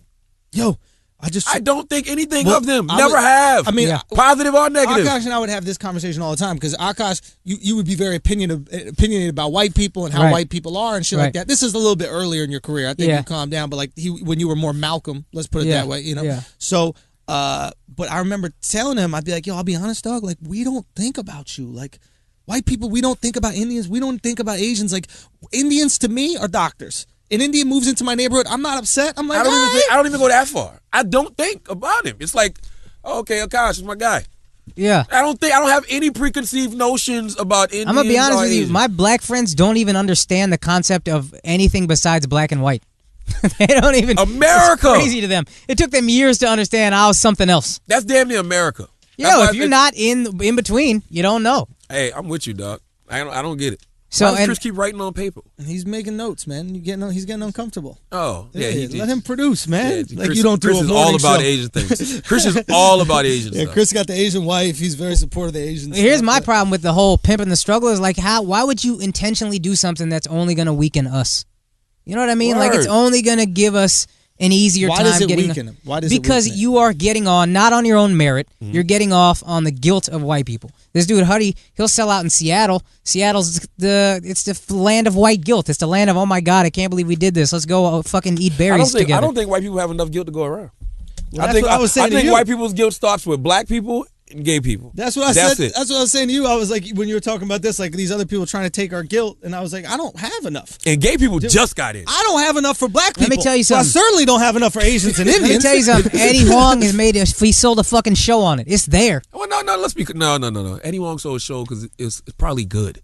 His book was a good memoir that somebody said this could be a good show. Why are y'all shaking your head? We don't even know. We haven't even seen the show. Look, I didn't even shake my head. Everybody else shook their Listen, head. I The can't one say dude the who read book the is book good. shook his head. I can't say the book is good or not good. Chris read the book. He said it was Chris is too close to this Asian thing. Yeah, You maybe- cannot listen to Chris. That's Fair who enough. you should Okay. listen to. Is the dude is the No, closest to he's the too Asian his thing. heart's too in it. He cannot step outside and objectively look at these because situations. of his wife. Exactly. Because his wife is a huge Eddie Wong fan. I think that's what it comes down to. She thought a lot of what he Look said. into the mic, man, so we She can. thought a lot of what he said had a lot of validity. Whether you like him or not personally, she thought there was a lot of validity. What he Look, said. I think there's validity to oppression. I don't think anybody's coming out here and saying that there isn't validity to oppression. But I think if we've learned anything from history, the way to make it in America is just be dope in your own circle, and then eventually the powers that be them white, be them Jewish, be them black, whoever it is, the powers that be eventually start going, yo, we could make some money off of that shit. And that's how they probably Telemundo. That's how they we looked could at make some Fresh Off money the off of Boat. that. Univision. I don't know if I said this to you. Can I say this real quick? I never understood anti-Semitism, especially as a minority when other minorities are like, yo, fuck Jews. All they do is stick together. Holy shit. That's the dopest thing You in said the some shit world. that could be edited that could destroy your career. No, later. that's what I'm saying. I don't understand it. Yeah, but they could cut. I don't understand it right out. Yeah, it sure. could just be a whole fucking thing about enough. us going fuck Jews. Oh my God, I don't you too? And they flip it. I don't understand them. Fair enough. But I think this is an important part. Holy shit. I think it's an important point is this is what every minority says. This is why we didn't want them writing on the hookup. We knew it. That's hilarious. Let me say this, though. I think every minority says we need to stick together, and then none of them actually do it. Jewish people do it, and they fuck. If everybody said, you guys just said it, they run entertainment. They get me out of a job. The most successful minorities in America it blows are the my ones that mind. stick together. Absolutely, it blows my mind. Like Think about it. I hear Minister Farrakhan. He'll speak and he'll say some valid things, but then he'll, start shitting on. You Jewish can't people. undercut yourself with hating everybody else. Yeah, he'll start shitting on Jewish people, then he'll turn around and say, "But we must learn from them." And I'm like, hold on now, wait a minute. It makes no. I don't understand the logic. Like, Is he Muslim? Yes, he is. Well, that's why. The Yes, he Muslims and the Jews, they don't get along. Yes, he is. I think it's really hard for him because he really probably loves the Jews and admires them, but the Muslim in him is just overbearing. Usually- I love unity and group operation. I have not seen better unity and group operation from any community better than the Jewish community. It's incredible. That's just the truth to the matter. But is there something to this? Maybe blacks don't feel like they have to come together as one because they feel they are American and entitled to their Americanness while everybody else is new here. So they're the new kids on the block and they're not quote unquote American. They're, hey, I'm from India. I'm fresh off the boat. I'm Asian. I'm this, I'm that, I'm this, that, the other. They're that That's different. how it should be. I mean, agreed. I mean, in a weird way, it should be just like blacks and whites are American. We're And we American. stick together, and then everybody else is their groups. But it's not like that for whatever reason. Why isn't it like that? Spanish too, though. Spanish got Latinos, their own thing, yo. they do, but I mean, if you're born here, like you got a lot of Latinos that are just born here. Yeah, but they got the neighborhoods. Like I could take you to fucking Jackson Heights and it's everything in Spanish. I could take you to all these different neighborhoods where Yeah. literally there are people that do not speak English in Miami that have full-time jobs and earn a living. Like you Yeah. go to Dallas, you go to Arizona, all over. I mean, we're also so ingrained in this separation at this point that there's a black culture, there's a white culture. You look completely different. There's Ebonics, there's regular Anglo speaking, not street slang English. Like, it formed its own thing. It's become so divided, not in like a we don't like each other sense, but it's become so different that it's weird to just come together all of a sudden. You know what I mean? Fuck it after all this time. You know what I mean? Like, all of a sudden, no, it's weird to just be like, no, it's us against them now. When I was in, real talk, when I was in St. Louis, right?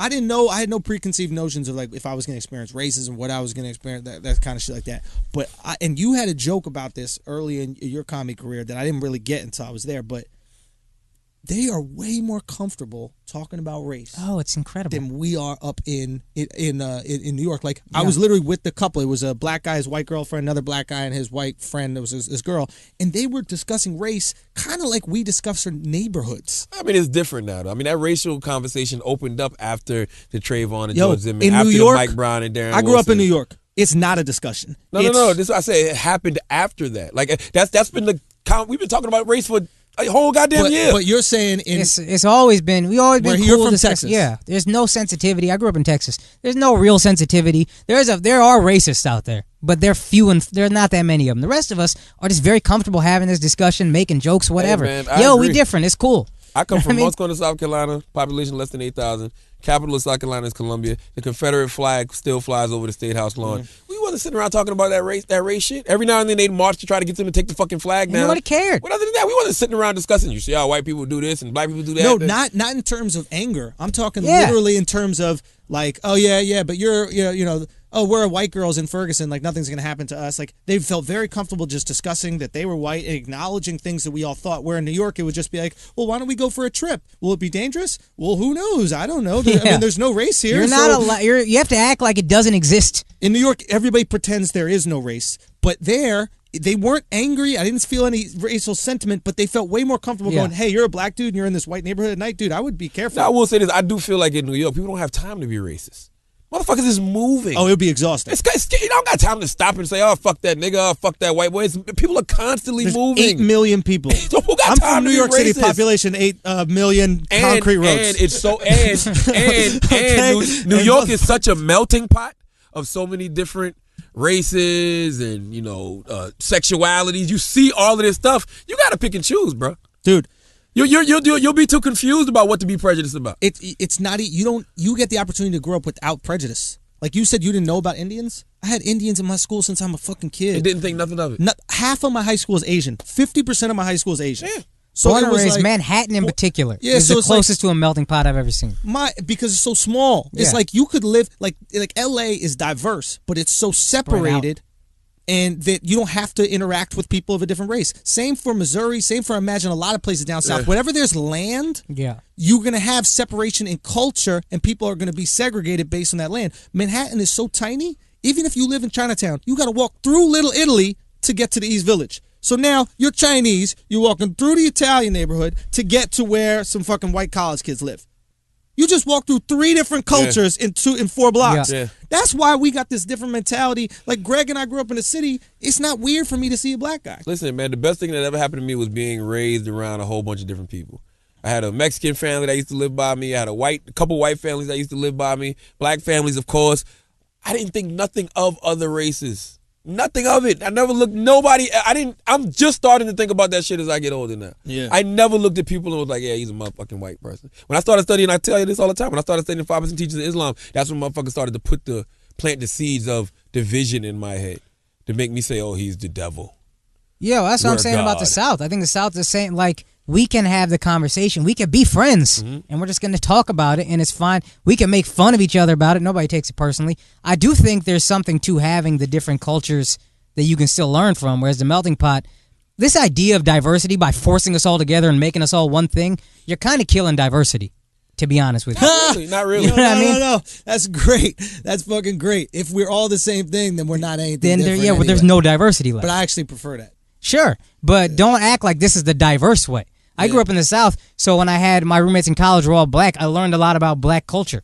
You know what I mean? That's just any place where there's different cultures, you're gonna learn about the culture. When we all come together as one, That's cool, but you're just not going to learn about the distinct cultures as much. You know, the thing about America that we don't realize is you're going to have to deal with diversity whether you want to or not. Every day of your life, you're going to meet somebody who's nothing like you. Actually, that is not the case in most of America. I think if you ask people in the middle of the country where it's incredibly separate, if you ask people in L.A., I could take you to L.A. where we could go a whole week where you only see Mexicans. You're still running into somebody who's not like you. Nah, go to Glendale. Not if you Mexican, homie. I'm not speaking from the Mexican perspective. I could take you to Miami. And if you're a Cuban in Miami, I could take you to neighborhoods where it's just going to be Cubans there. You're going to leave that neighborhood, Schulz. You're not going to just stay in that Cuban neighborhood. No, but I'm telling you, you do not have there was a girl yesterday I was talking to. She was Armenian. She said, if you go to L.A. and Glendale, I had to leave because I never had to learn English there. I just stayed in Glendale, spoke Armenian to everybody, and I was chilling. So the big illusion eventually, she's going to have to leave Glendale. She forced herself. No. She's not going to, so she's going to stay in Glendale until she's 60 years old? Why not? Oh, you leave once. Listen, can we be realistic here? You leave a couple times a week. Listen, let me ask you a question. You ever meet a Latino person that didn't speak that good English, but they've been here 20 years? You think that's because of all the diversity that they're experiencing? But they still ran into other people. You can't avoid it in America. Bro, I don't give a fuck. You can't. Yes, you can. I don't give a fuck if it's a driver that's black, you a can driver see that's them. white. Yeah, you can see them, but actually interacting with them and getting to know them and like experiencing diversity, you could definitely avoid that. I mean, think about it. America's actually set up in a way where you can literally live your lifestyle from your country, only just with more rights for women. I mean, like that, like literally, you could come from Colombia, watch Spanish shows that are just Colombian, watch soap operas just Colombian, listen to the radio, just Spanish music, watch more TV shows and movies. Akaash don't have that luxury. Say what? I do. There's Indian I can take channel, you to Edison, New ZTV Jersey Star right Plus. now. I'm gonna be on Star Plus this year. You don't need to hear of it. We don't care if you hear of it. Akaash never heard of it. I don't know. That's Because the beauty it's of not us, for you. though. That's I don't care if you hear of Like it. how do you grow like that? Listen, I have no. I think what's the beauty of you're not taking advantage of America? Maybe that's the beauty of America. I can get both. That's the beauty of America. Not, if you say you sit around all day and all you watch is your channels and listen to your music, you can. That's an option. If that was the point, stay where you came from. Why would I not come to America? Because there's not rights for women there. Super and there's easy. more food here. And they got toilets. Yeah. America, you know how easy life is in America? You could have everything you have in your country with running water in America. Think about that shit. Like, literally, we see this is my shit all the time. Well, this is my thing. This is Say my what? thing. Except healthcare. But if you don't got running water, I don't want your healthcare. Yeah. Okay, well, this is my thing. I don't want your fucking recycled water healthcare. So from what you're telling me, America is better than all of these places. Yes, and actually that's another thing that bothers me well, about. Don't fucking complain. Say what? That's still exactly how I feel. That's exactly that's his struggle. point. That's my exactly what I was about to I say. agree. Stop fucking complaining, because I don't know where the fuck you're from. And stop acting like you can't succeed because for some reason these people are succeeding and still complaining about it. Yeah, and that's where look, Martin Scorsese. It boggles my mind. Martin Scorsese to this day has to make concessions to producers on his films. There's nobody in the history of television who does not have to make concessions. Exactly. So don't be surprised if and it's not some racist shit because you have to. It's because that's how the fucking world works. I don't care if it's the Goldbergs. I don't care if it's Modern Family. You go back to Married with Children. Whoever created those shows had to make concessions. They make Tom Cruise wear a fucking black V-neck in every fucking movie he's in. He says, you know what, I want to wear the white V-neck. He said, Tom, if you don't shut your fucking dumb ass up and put on that black V-neck, and that's how the world works. And let me say this, I think it's disrespectful. If you're an immigrant kid whose parents come from a poor country, that's damn near disrespectful to what my parents had to go through to get here, for me to get here and be like, oh, it's unfair. This is hard. Do you know where the fuck they came from? My mom's village, I went 5 years ago, electricity, there's none. Kids studying with fucking torches, lanterns, like you're hunting werewolves. That's a great point you make, because when I look at these guys, Eddie, those guys are young. They're like late 20s, early 30s. Yeah. They clearly don't know how bad it could have been. They need to get a history lesson. Like, somebody needs to tell them, like, or just go home. Where you came from, dog? Like, you have a show on ABC, or the Indian guy, you make all of this money doing stand-up fucking comedy? You know what we used to have to do to make the kind of money you make? We've never made the kind of money you make. How about that? Yeah, but you know, what people are going to say is, that's like when women are complaining about rights, and we go, remember when you used to just have to fucking scrub clothes onto a wooden board on the river? Hey, you know like, what? you're lucky you're not on the river, scrubbing fucking clothes onto a board. You just named another one. What's that? This line is long. Y'all, I forgot about women. You got black people, gay people, women. Hey, sorry, man. Hey, women got it in America. Right? Indians and Asians. Women got it. All right, let's get to the back of the bus, baby. All right, okay, this portion of the show is brought to you by FanDuel.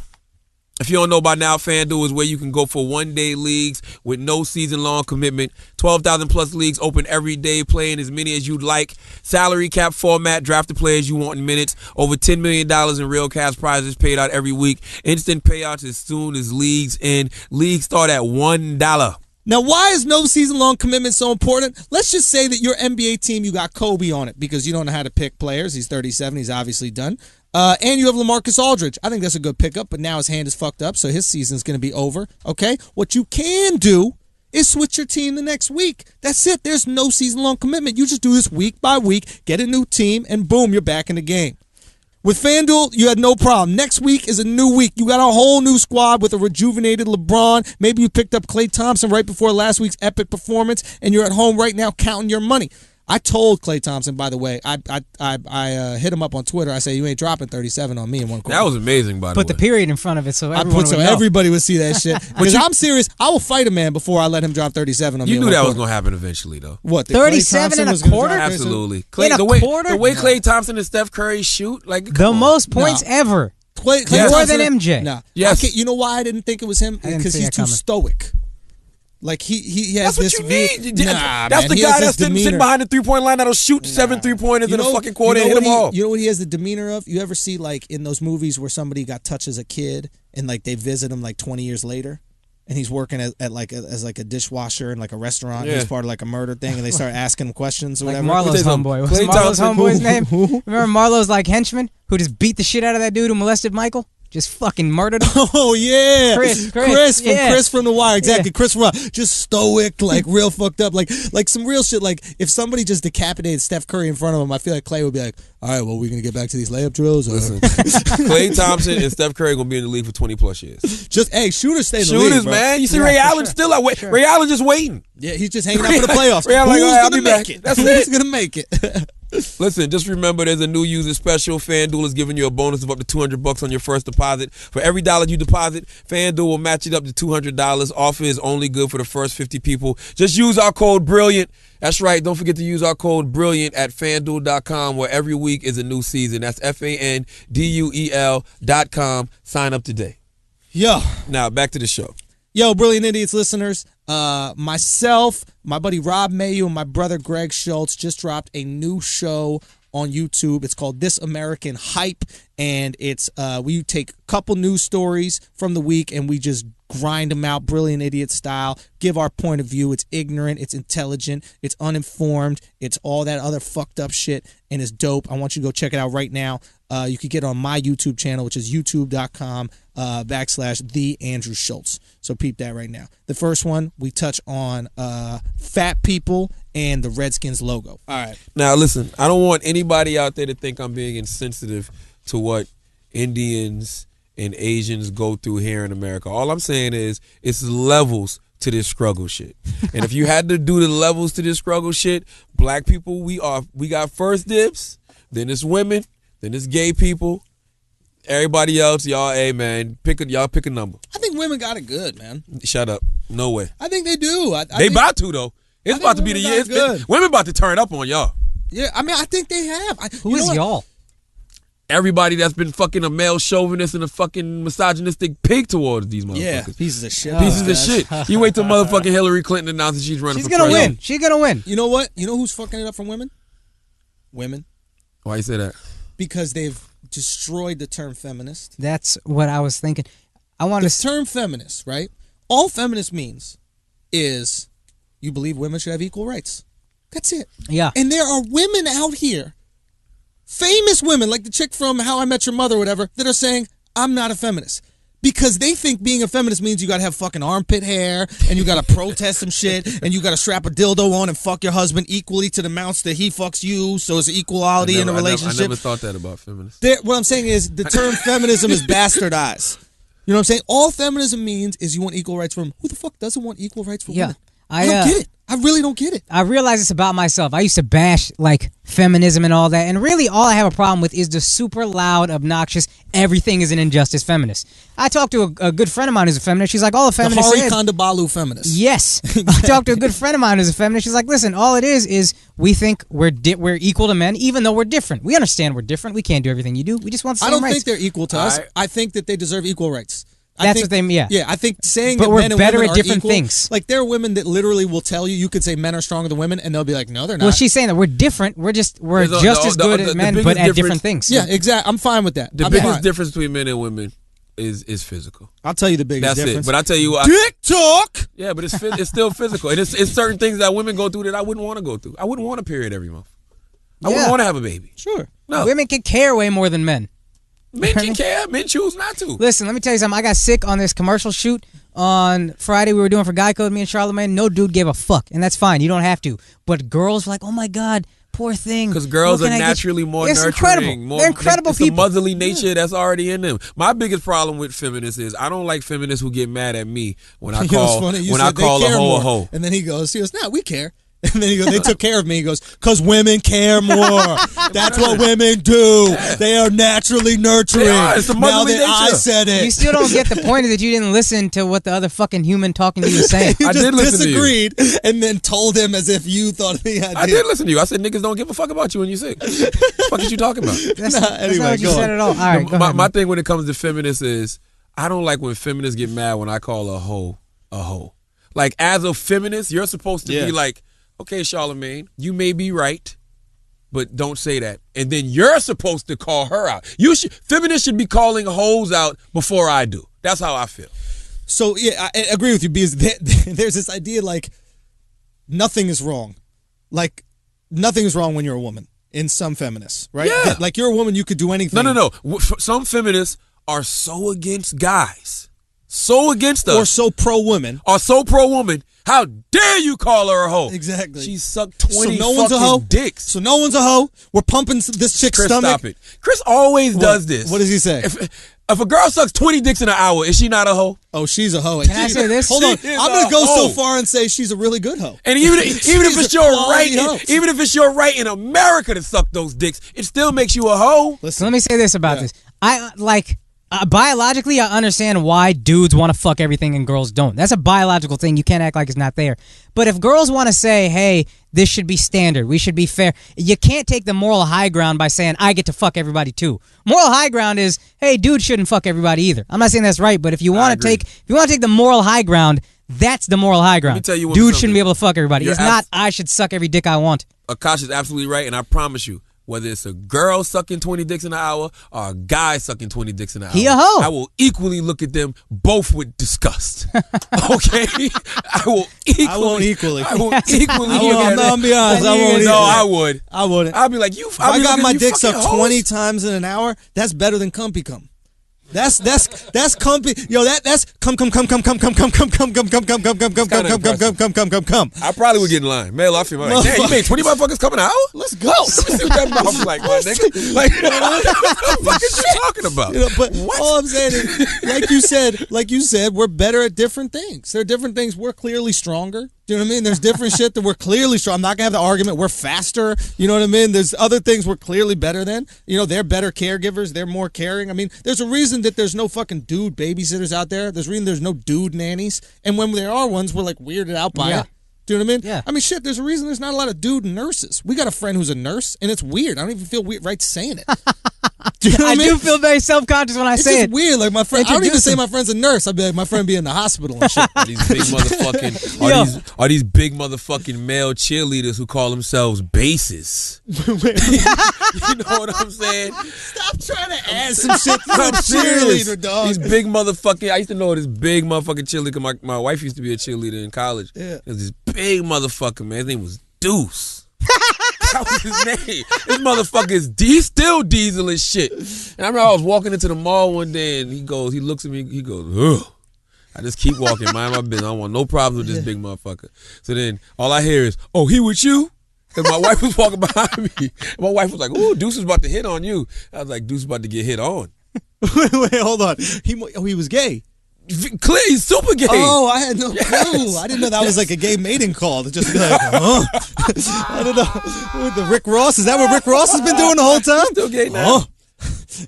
Oh, yeah, you know a point I want to say about getting offended? All these people getting offended, I think that shit comes from being insecure in who you are. On a certain level, like, I love being Indian. You can say commenting on whatever you want. Huh? You already did the offense shit. I'm not that close to Schulz. I'm going to listen to every podcast. Jesus Christ. Like, who was talking about you being are offended? that close. You are that close. You might not listen to every podcast, but I don't think there's a level of closeness that would make you listen go ahead. to it Make more. your All right, point yeah, about go being ahead. Edit that out. My bad. But yeah, no, I love being Indian. When you call me Muslim, I'm not like, hey, man, fuck that. I am say whatever you want. We're the best. Say whatever you want about the best. I don't give a fuck. Phil Jackson doesn't care what you say about him. You're not the best, though. But I mean, in my mind, we are. Black people are clearly the best. Sure, you should think that. Everything. Even Like though you're what? extremely poor, you should think that. You know what I mean? We're gifted. We're talented. Right. You just don't perform well at anything except sports. Things that and y'all music. have to learn to do, we naturally do. That's true. That's the truth to the matter. Yeah. You don't Sure, have to learn like to math. do it. You don't have to learn to do it. You know what I mean? Well, probably because you dropped out of school. But, you know, I mean, I don't have to deal with the backlash of getting beat up by black guys because of making racist jokes on the podcast. But no, continue. you get that normally in your life. Keep going. Keep going. What else you said about black people being poor? Hey, man, that's black people being insecure. Now, mind you, Schulz and Akaash are best friends. So Akaash thinks all black people are poor, and Schulz thinks Not all black people are poor and need to go get Just a gun a and just kill huge each other. majority. No, I never said it was a black issue. I said it was a poverty issue. And second of all, I think that we need to understand in these certain situations, do you know what I mean? That life can imitate art. What does that mean? Right now, we're making art. Oh, okay. So, it's just a joke. Do you know what I mean? Yeah, exactly. I think that's what it is. But I think what's really important is you have that kind of pride. Like, I can't, as a white guy, have that kind of pride. Why not? I can't walk around. See, that's being white like, guilt. White guilt makes you feel like you can't walk around and say white is the best.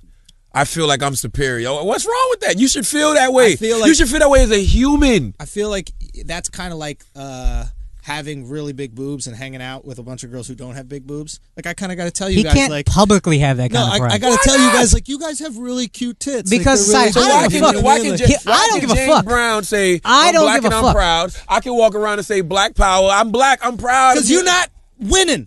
All white people aren't winning. But white as a race is. No, it's not. Stop it. Why? Now that's another big misconception. We killing it right now in 42%. this country. This poverty shit you talk about. Yeah. You know, 42% of white people in America are poor, right? Yeah. So what are you talking about? People. How many white people are in Congress? Don't How matter. many white people are in Senate? How many white people own businesses? I'm not going to have a discussion with you. I can easily say exceptions to the rule. No, you can't, because Why if not? it's a majority, it's not Well, the listen, exception. let me say this. But here's the thing. I have no association. Who says it's the majority? I will. It's a fact. So you Look think it it's up. more people in Congress than it is in the majority of America? I think there's more people in power positions that happen to be white, and that's the whole idea behind systemic racism. And we can get into that and break that down, because personally I believe in systemic racism, and I believe that it's something that we need to address, and that's part of what I was trying to discuss earlier. And I believe that there are negative effects that are associated with this, and I'd like to see more minorities in positions of power. I think it's personally that's my personal opinion. But I think that we it. need to acknowledge the fact that white people are in a power position in America, and that's one of the issues that people have. Do you know why it'll never be more minorities in positions of power until maybe 2042? Because they're minorities. Exactly. Yeah. So I don't know why people even have that discussion. I think they just want to reflect the numbers. I don't think they want to be even 50-50. I just think they want We're to not reflect. even I don't think we're happy reflecting the numbers. Indians are overrepresented everywhere in medical fields, in entertainment. We're 1% of the population. The fact that I have a job is kind of crazy on MTV. Chris, how many Jewish people live in America? What's the percentage? 0.5%. Just over 2%. Yeah. But it's a perception that they run the world.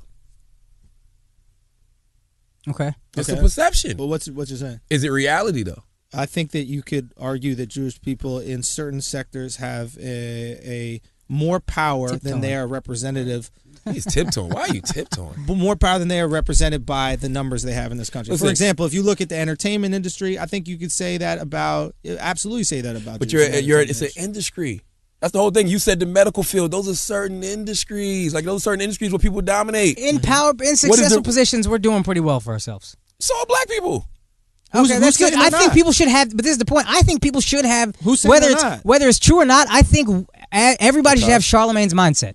of, yeah, white people don't have it easier. They don't have it better. Black people are killing it. Indian people are killing it. We should all believe all these things. I think that will take so much of this guilt and uber sensitivity out of things. If we're like, yo, 42% of white people are in poverty. They're not winning so I think hard. it's all about pride, like what you were saying. I think both of what you guys are saying is, hey, we're the best, we're fucking incredible, and I think that's what the 5% of teachings really do. Like we discussed this on a past podcast. It's like I think in order to level the playing field, you need to believe in yourself. And if it takes you having an inflated sense of self, you know the fat bitch that fucking thinks that she's the shit. Her life is way better. She gets dudes. She gets fucked. So it's like if you think that you're the best and you're amazing, that is better than thinking that you're worthless. You know what people need to start realizing, and I mean, I'm sure they do. It's way more poor people in America than it is super highly successful people. That's just the truth to the matter. That's why we came here. That's just the truth to the fucking matter. Okay. So it's like to act like your race is doing so much better than this person's race, and that's it. It's really makes no logical sense. Honestly, it's like you're just. I don't even want to call you an exception to the rule. You're just one of the and even the people if your race that came is up doing well. What does that mean for you? You got to still do well. You still got to be a doctor. You still got to work in entertainment. You got to keep going. If you're Jewish and you're not in entertainment, that don't make you part of entertainment. If you accept that your race is doing well, it takes away the excuse. That's what it does. The excuse of failure. The excuse so, for example, if you're an Indian and you don't become a doctor, you can't be like, these white motherfuckers ain't letting me be a doctor. Yeah, just won't let you be a doctor. Because nobody's I didn't make it as an MD because I didn't do well enough in school. And I cannot blame this on anyone else. That's interesting. So once you a lot have of people don't want pride, to take that personal responsibility, Akash. Say what? A lot of people don't want to take that personal responsibility. This is true, but I think we should just call a spade a spade. That's what it is. I'm with you 360%. I'm with you 360%. You wanted to be a doctor, you didn't do well in school. Boom, that's it. Go work at fucking Walmart. Go motherfucking do stand-up comedy. Exactly. Go do whatever the fuck it is you got to do. Now, if you got into medical school, do you think you would be a stand-up? I always wanted to be a stand-up, but I didn't have the heart to do it. Me not getting into medical school gave me the heart to do it. Say what? Me not getting into medical school gave me the heart to try stand-up. It didn't give you what the else heart. I'm going to do? It didn't give you the heart. You just went and found something else to do. Yeah, simple as that. Choice. That wasn't heart. Yeah. No, you can if you want to get into medical school. I mean, doesn't really matter then, but you can get in. You just gotta go to the Caribbean or you didn't really go to a in. master's program. Sure, you didn't care about it that much. Sure, whatever the reason, I had no excuses. If I'm not successful, my parents weren't gonna be like, "Hey, this white man's not gonna let." The American privilege is what I was brought up with. My parents constantly reminded me of American privilege. That's some immigrant shit, because my mom constantly told me that shit. Yes, you need that. Immigrant parents are great because they came from shitty places. So they don't accept the idea that you're poor in America. They don't accept the idea that you can't make it in America. They tell you all the time how lucky you are, how fucking easy you got it. If you don't make it, this shit is your fault. And that's why even when people talk about, and I've been saying this shit since day one, when people talk about this white privilege shit, you still got God's privilege and you still got American privilege. And you have you can go do whatever it is you want to do on this planet if you get up and go do it. But you have to erase your mind of can't. As soon as somebody puts in your head that you can't do something based off whatever, you're not going to go do it. You automatically have set yourself up for failure. No country's perfect, right? But having been to really poor countries, I've seen inescapable poverty. I've never seen that level of poverty in America. Man. I haven't been to the poorest places. There aren't people that go through incredibly hard things, and we're not discrediting you, and we're not saying that you're a fucking lazy piece of shit. Like there happens to be people with kids and all this kind of stuff that's fucked up. Correct. I think it's ignorant to right. And I was saying that I haven't been to the poorest places in this country, and I know it gets really poor, but this is the best chance in any country. This is the fairest I've seen. If it wasn't, everybody wouldn't be trying to come here to come up. I think they're coming here because we're circumcised. You don't have the luxury of coming up anywhere else. I don't know of any other place. I see people coming here because you can come up. You don't have to have no college degree. You don't even have to have any skills whatsoever. I don't think and you can make something happen. I don't think we should tell people that. Yeah, I think you should. They go know to that. college.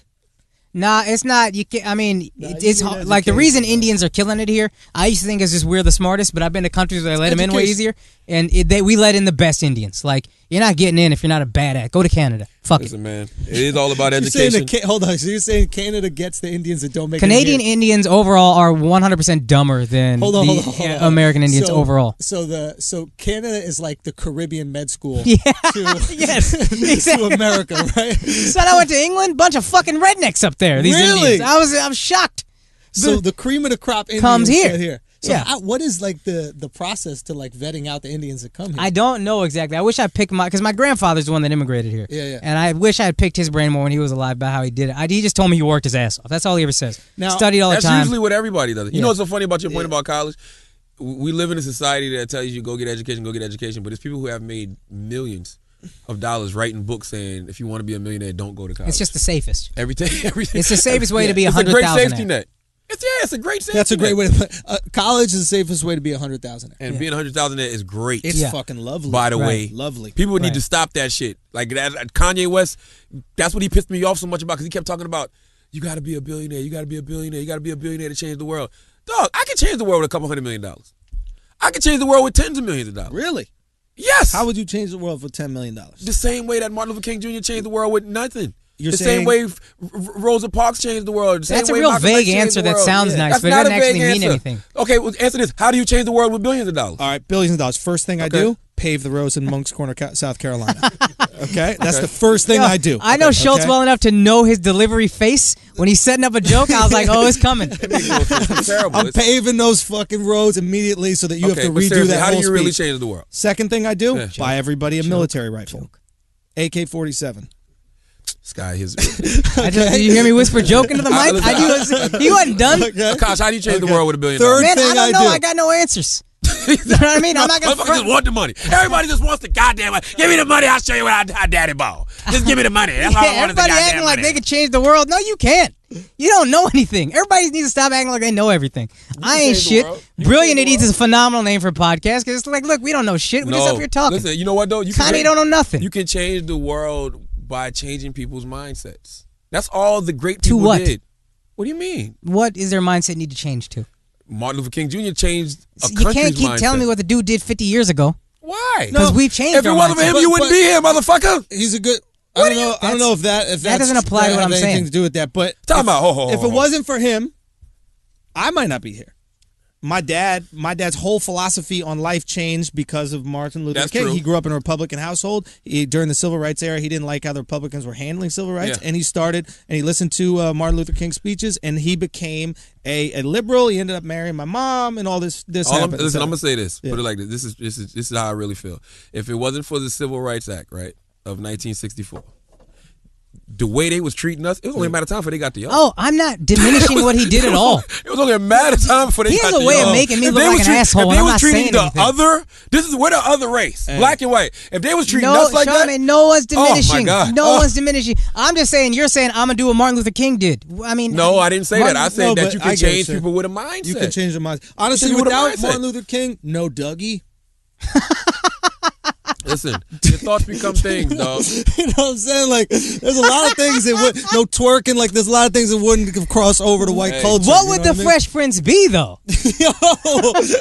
You wouldn't have a girlfriend, Schulz. That's true. Well, I imported her from Canada, so maybe Schulz would be but good. I'd get a lot more looks walking. They down wouldn't the be street. allowed to be together. Exactly. Oh, Like, hell that's my no. roommate. No. They'd have killed you. You think they would have killed me? Did you not see Selma? Nah. In Selma, they killed a white priest from Boston for coming to march with Martin Luther King Jr. The white dude told him, you know what I hate worse than a nigger?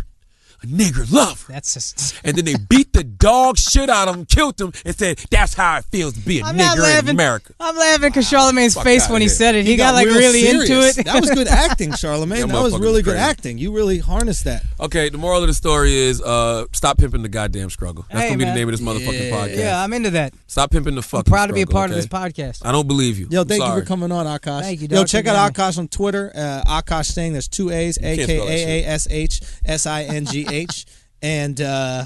And what else? Instagram and all that. Yeah, Instagram, same thing. I You're just on started, Guy Code every Wednesday. I'm on Guy Code. I'm on Wildin' Out. We're filming the next season soon. I just started another podcast about being Indian. So if you're Indian, you give a fuck, check it out. It's called Indian American. The 1%. Go check that out. Yeah.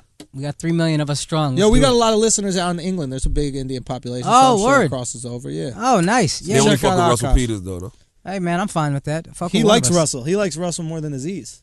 I love Russell. You hate Aziz. I mean, what is all this? You hate everybody that looks like you. Okay, first of all, I just said I love Russell.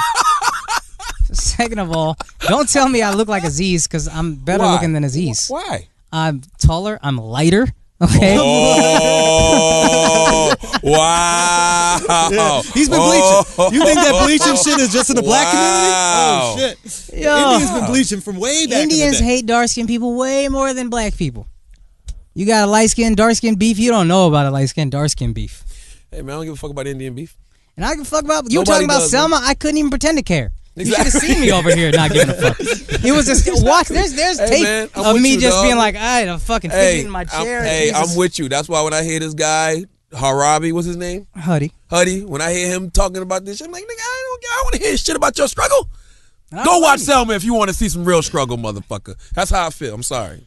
I don't blame you. Sue me. Schulz, you closing? Hey, man, that's it, man. I appreciate you guys listening to the show. I think we had a good spirited discussion. I think that we can take from this that, guns are effective. Just God, man. I think, you know what I mean, they get the job done.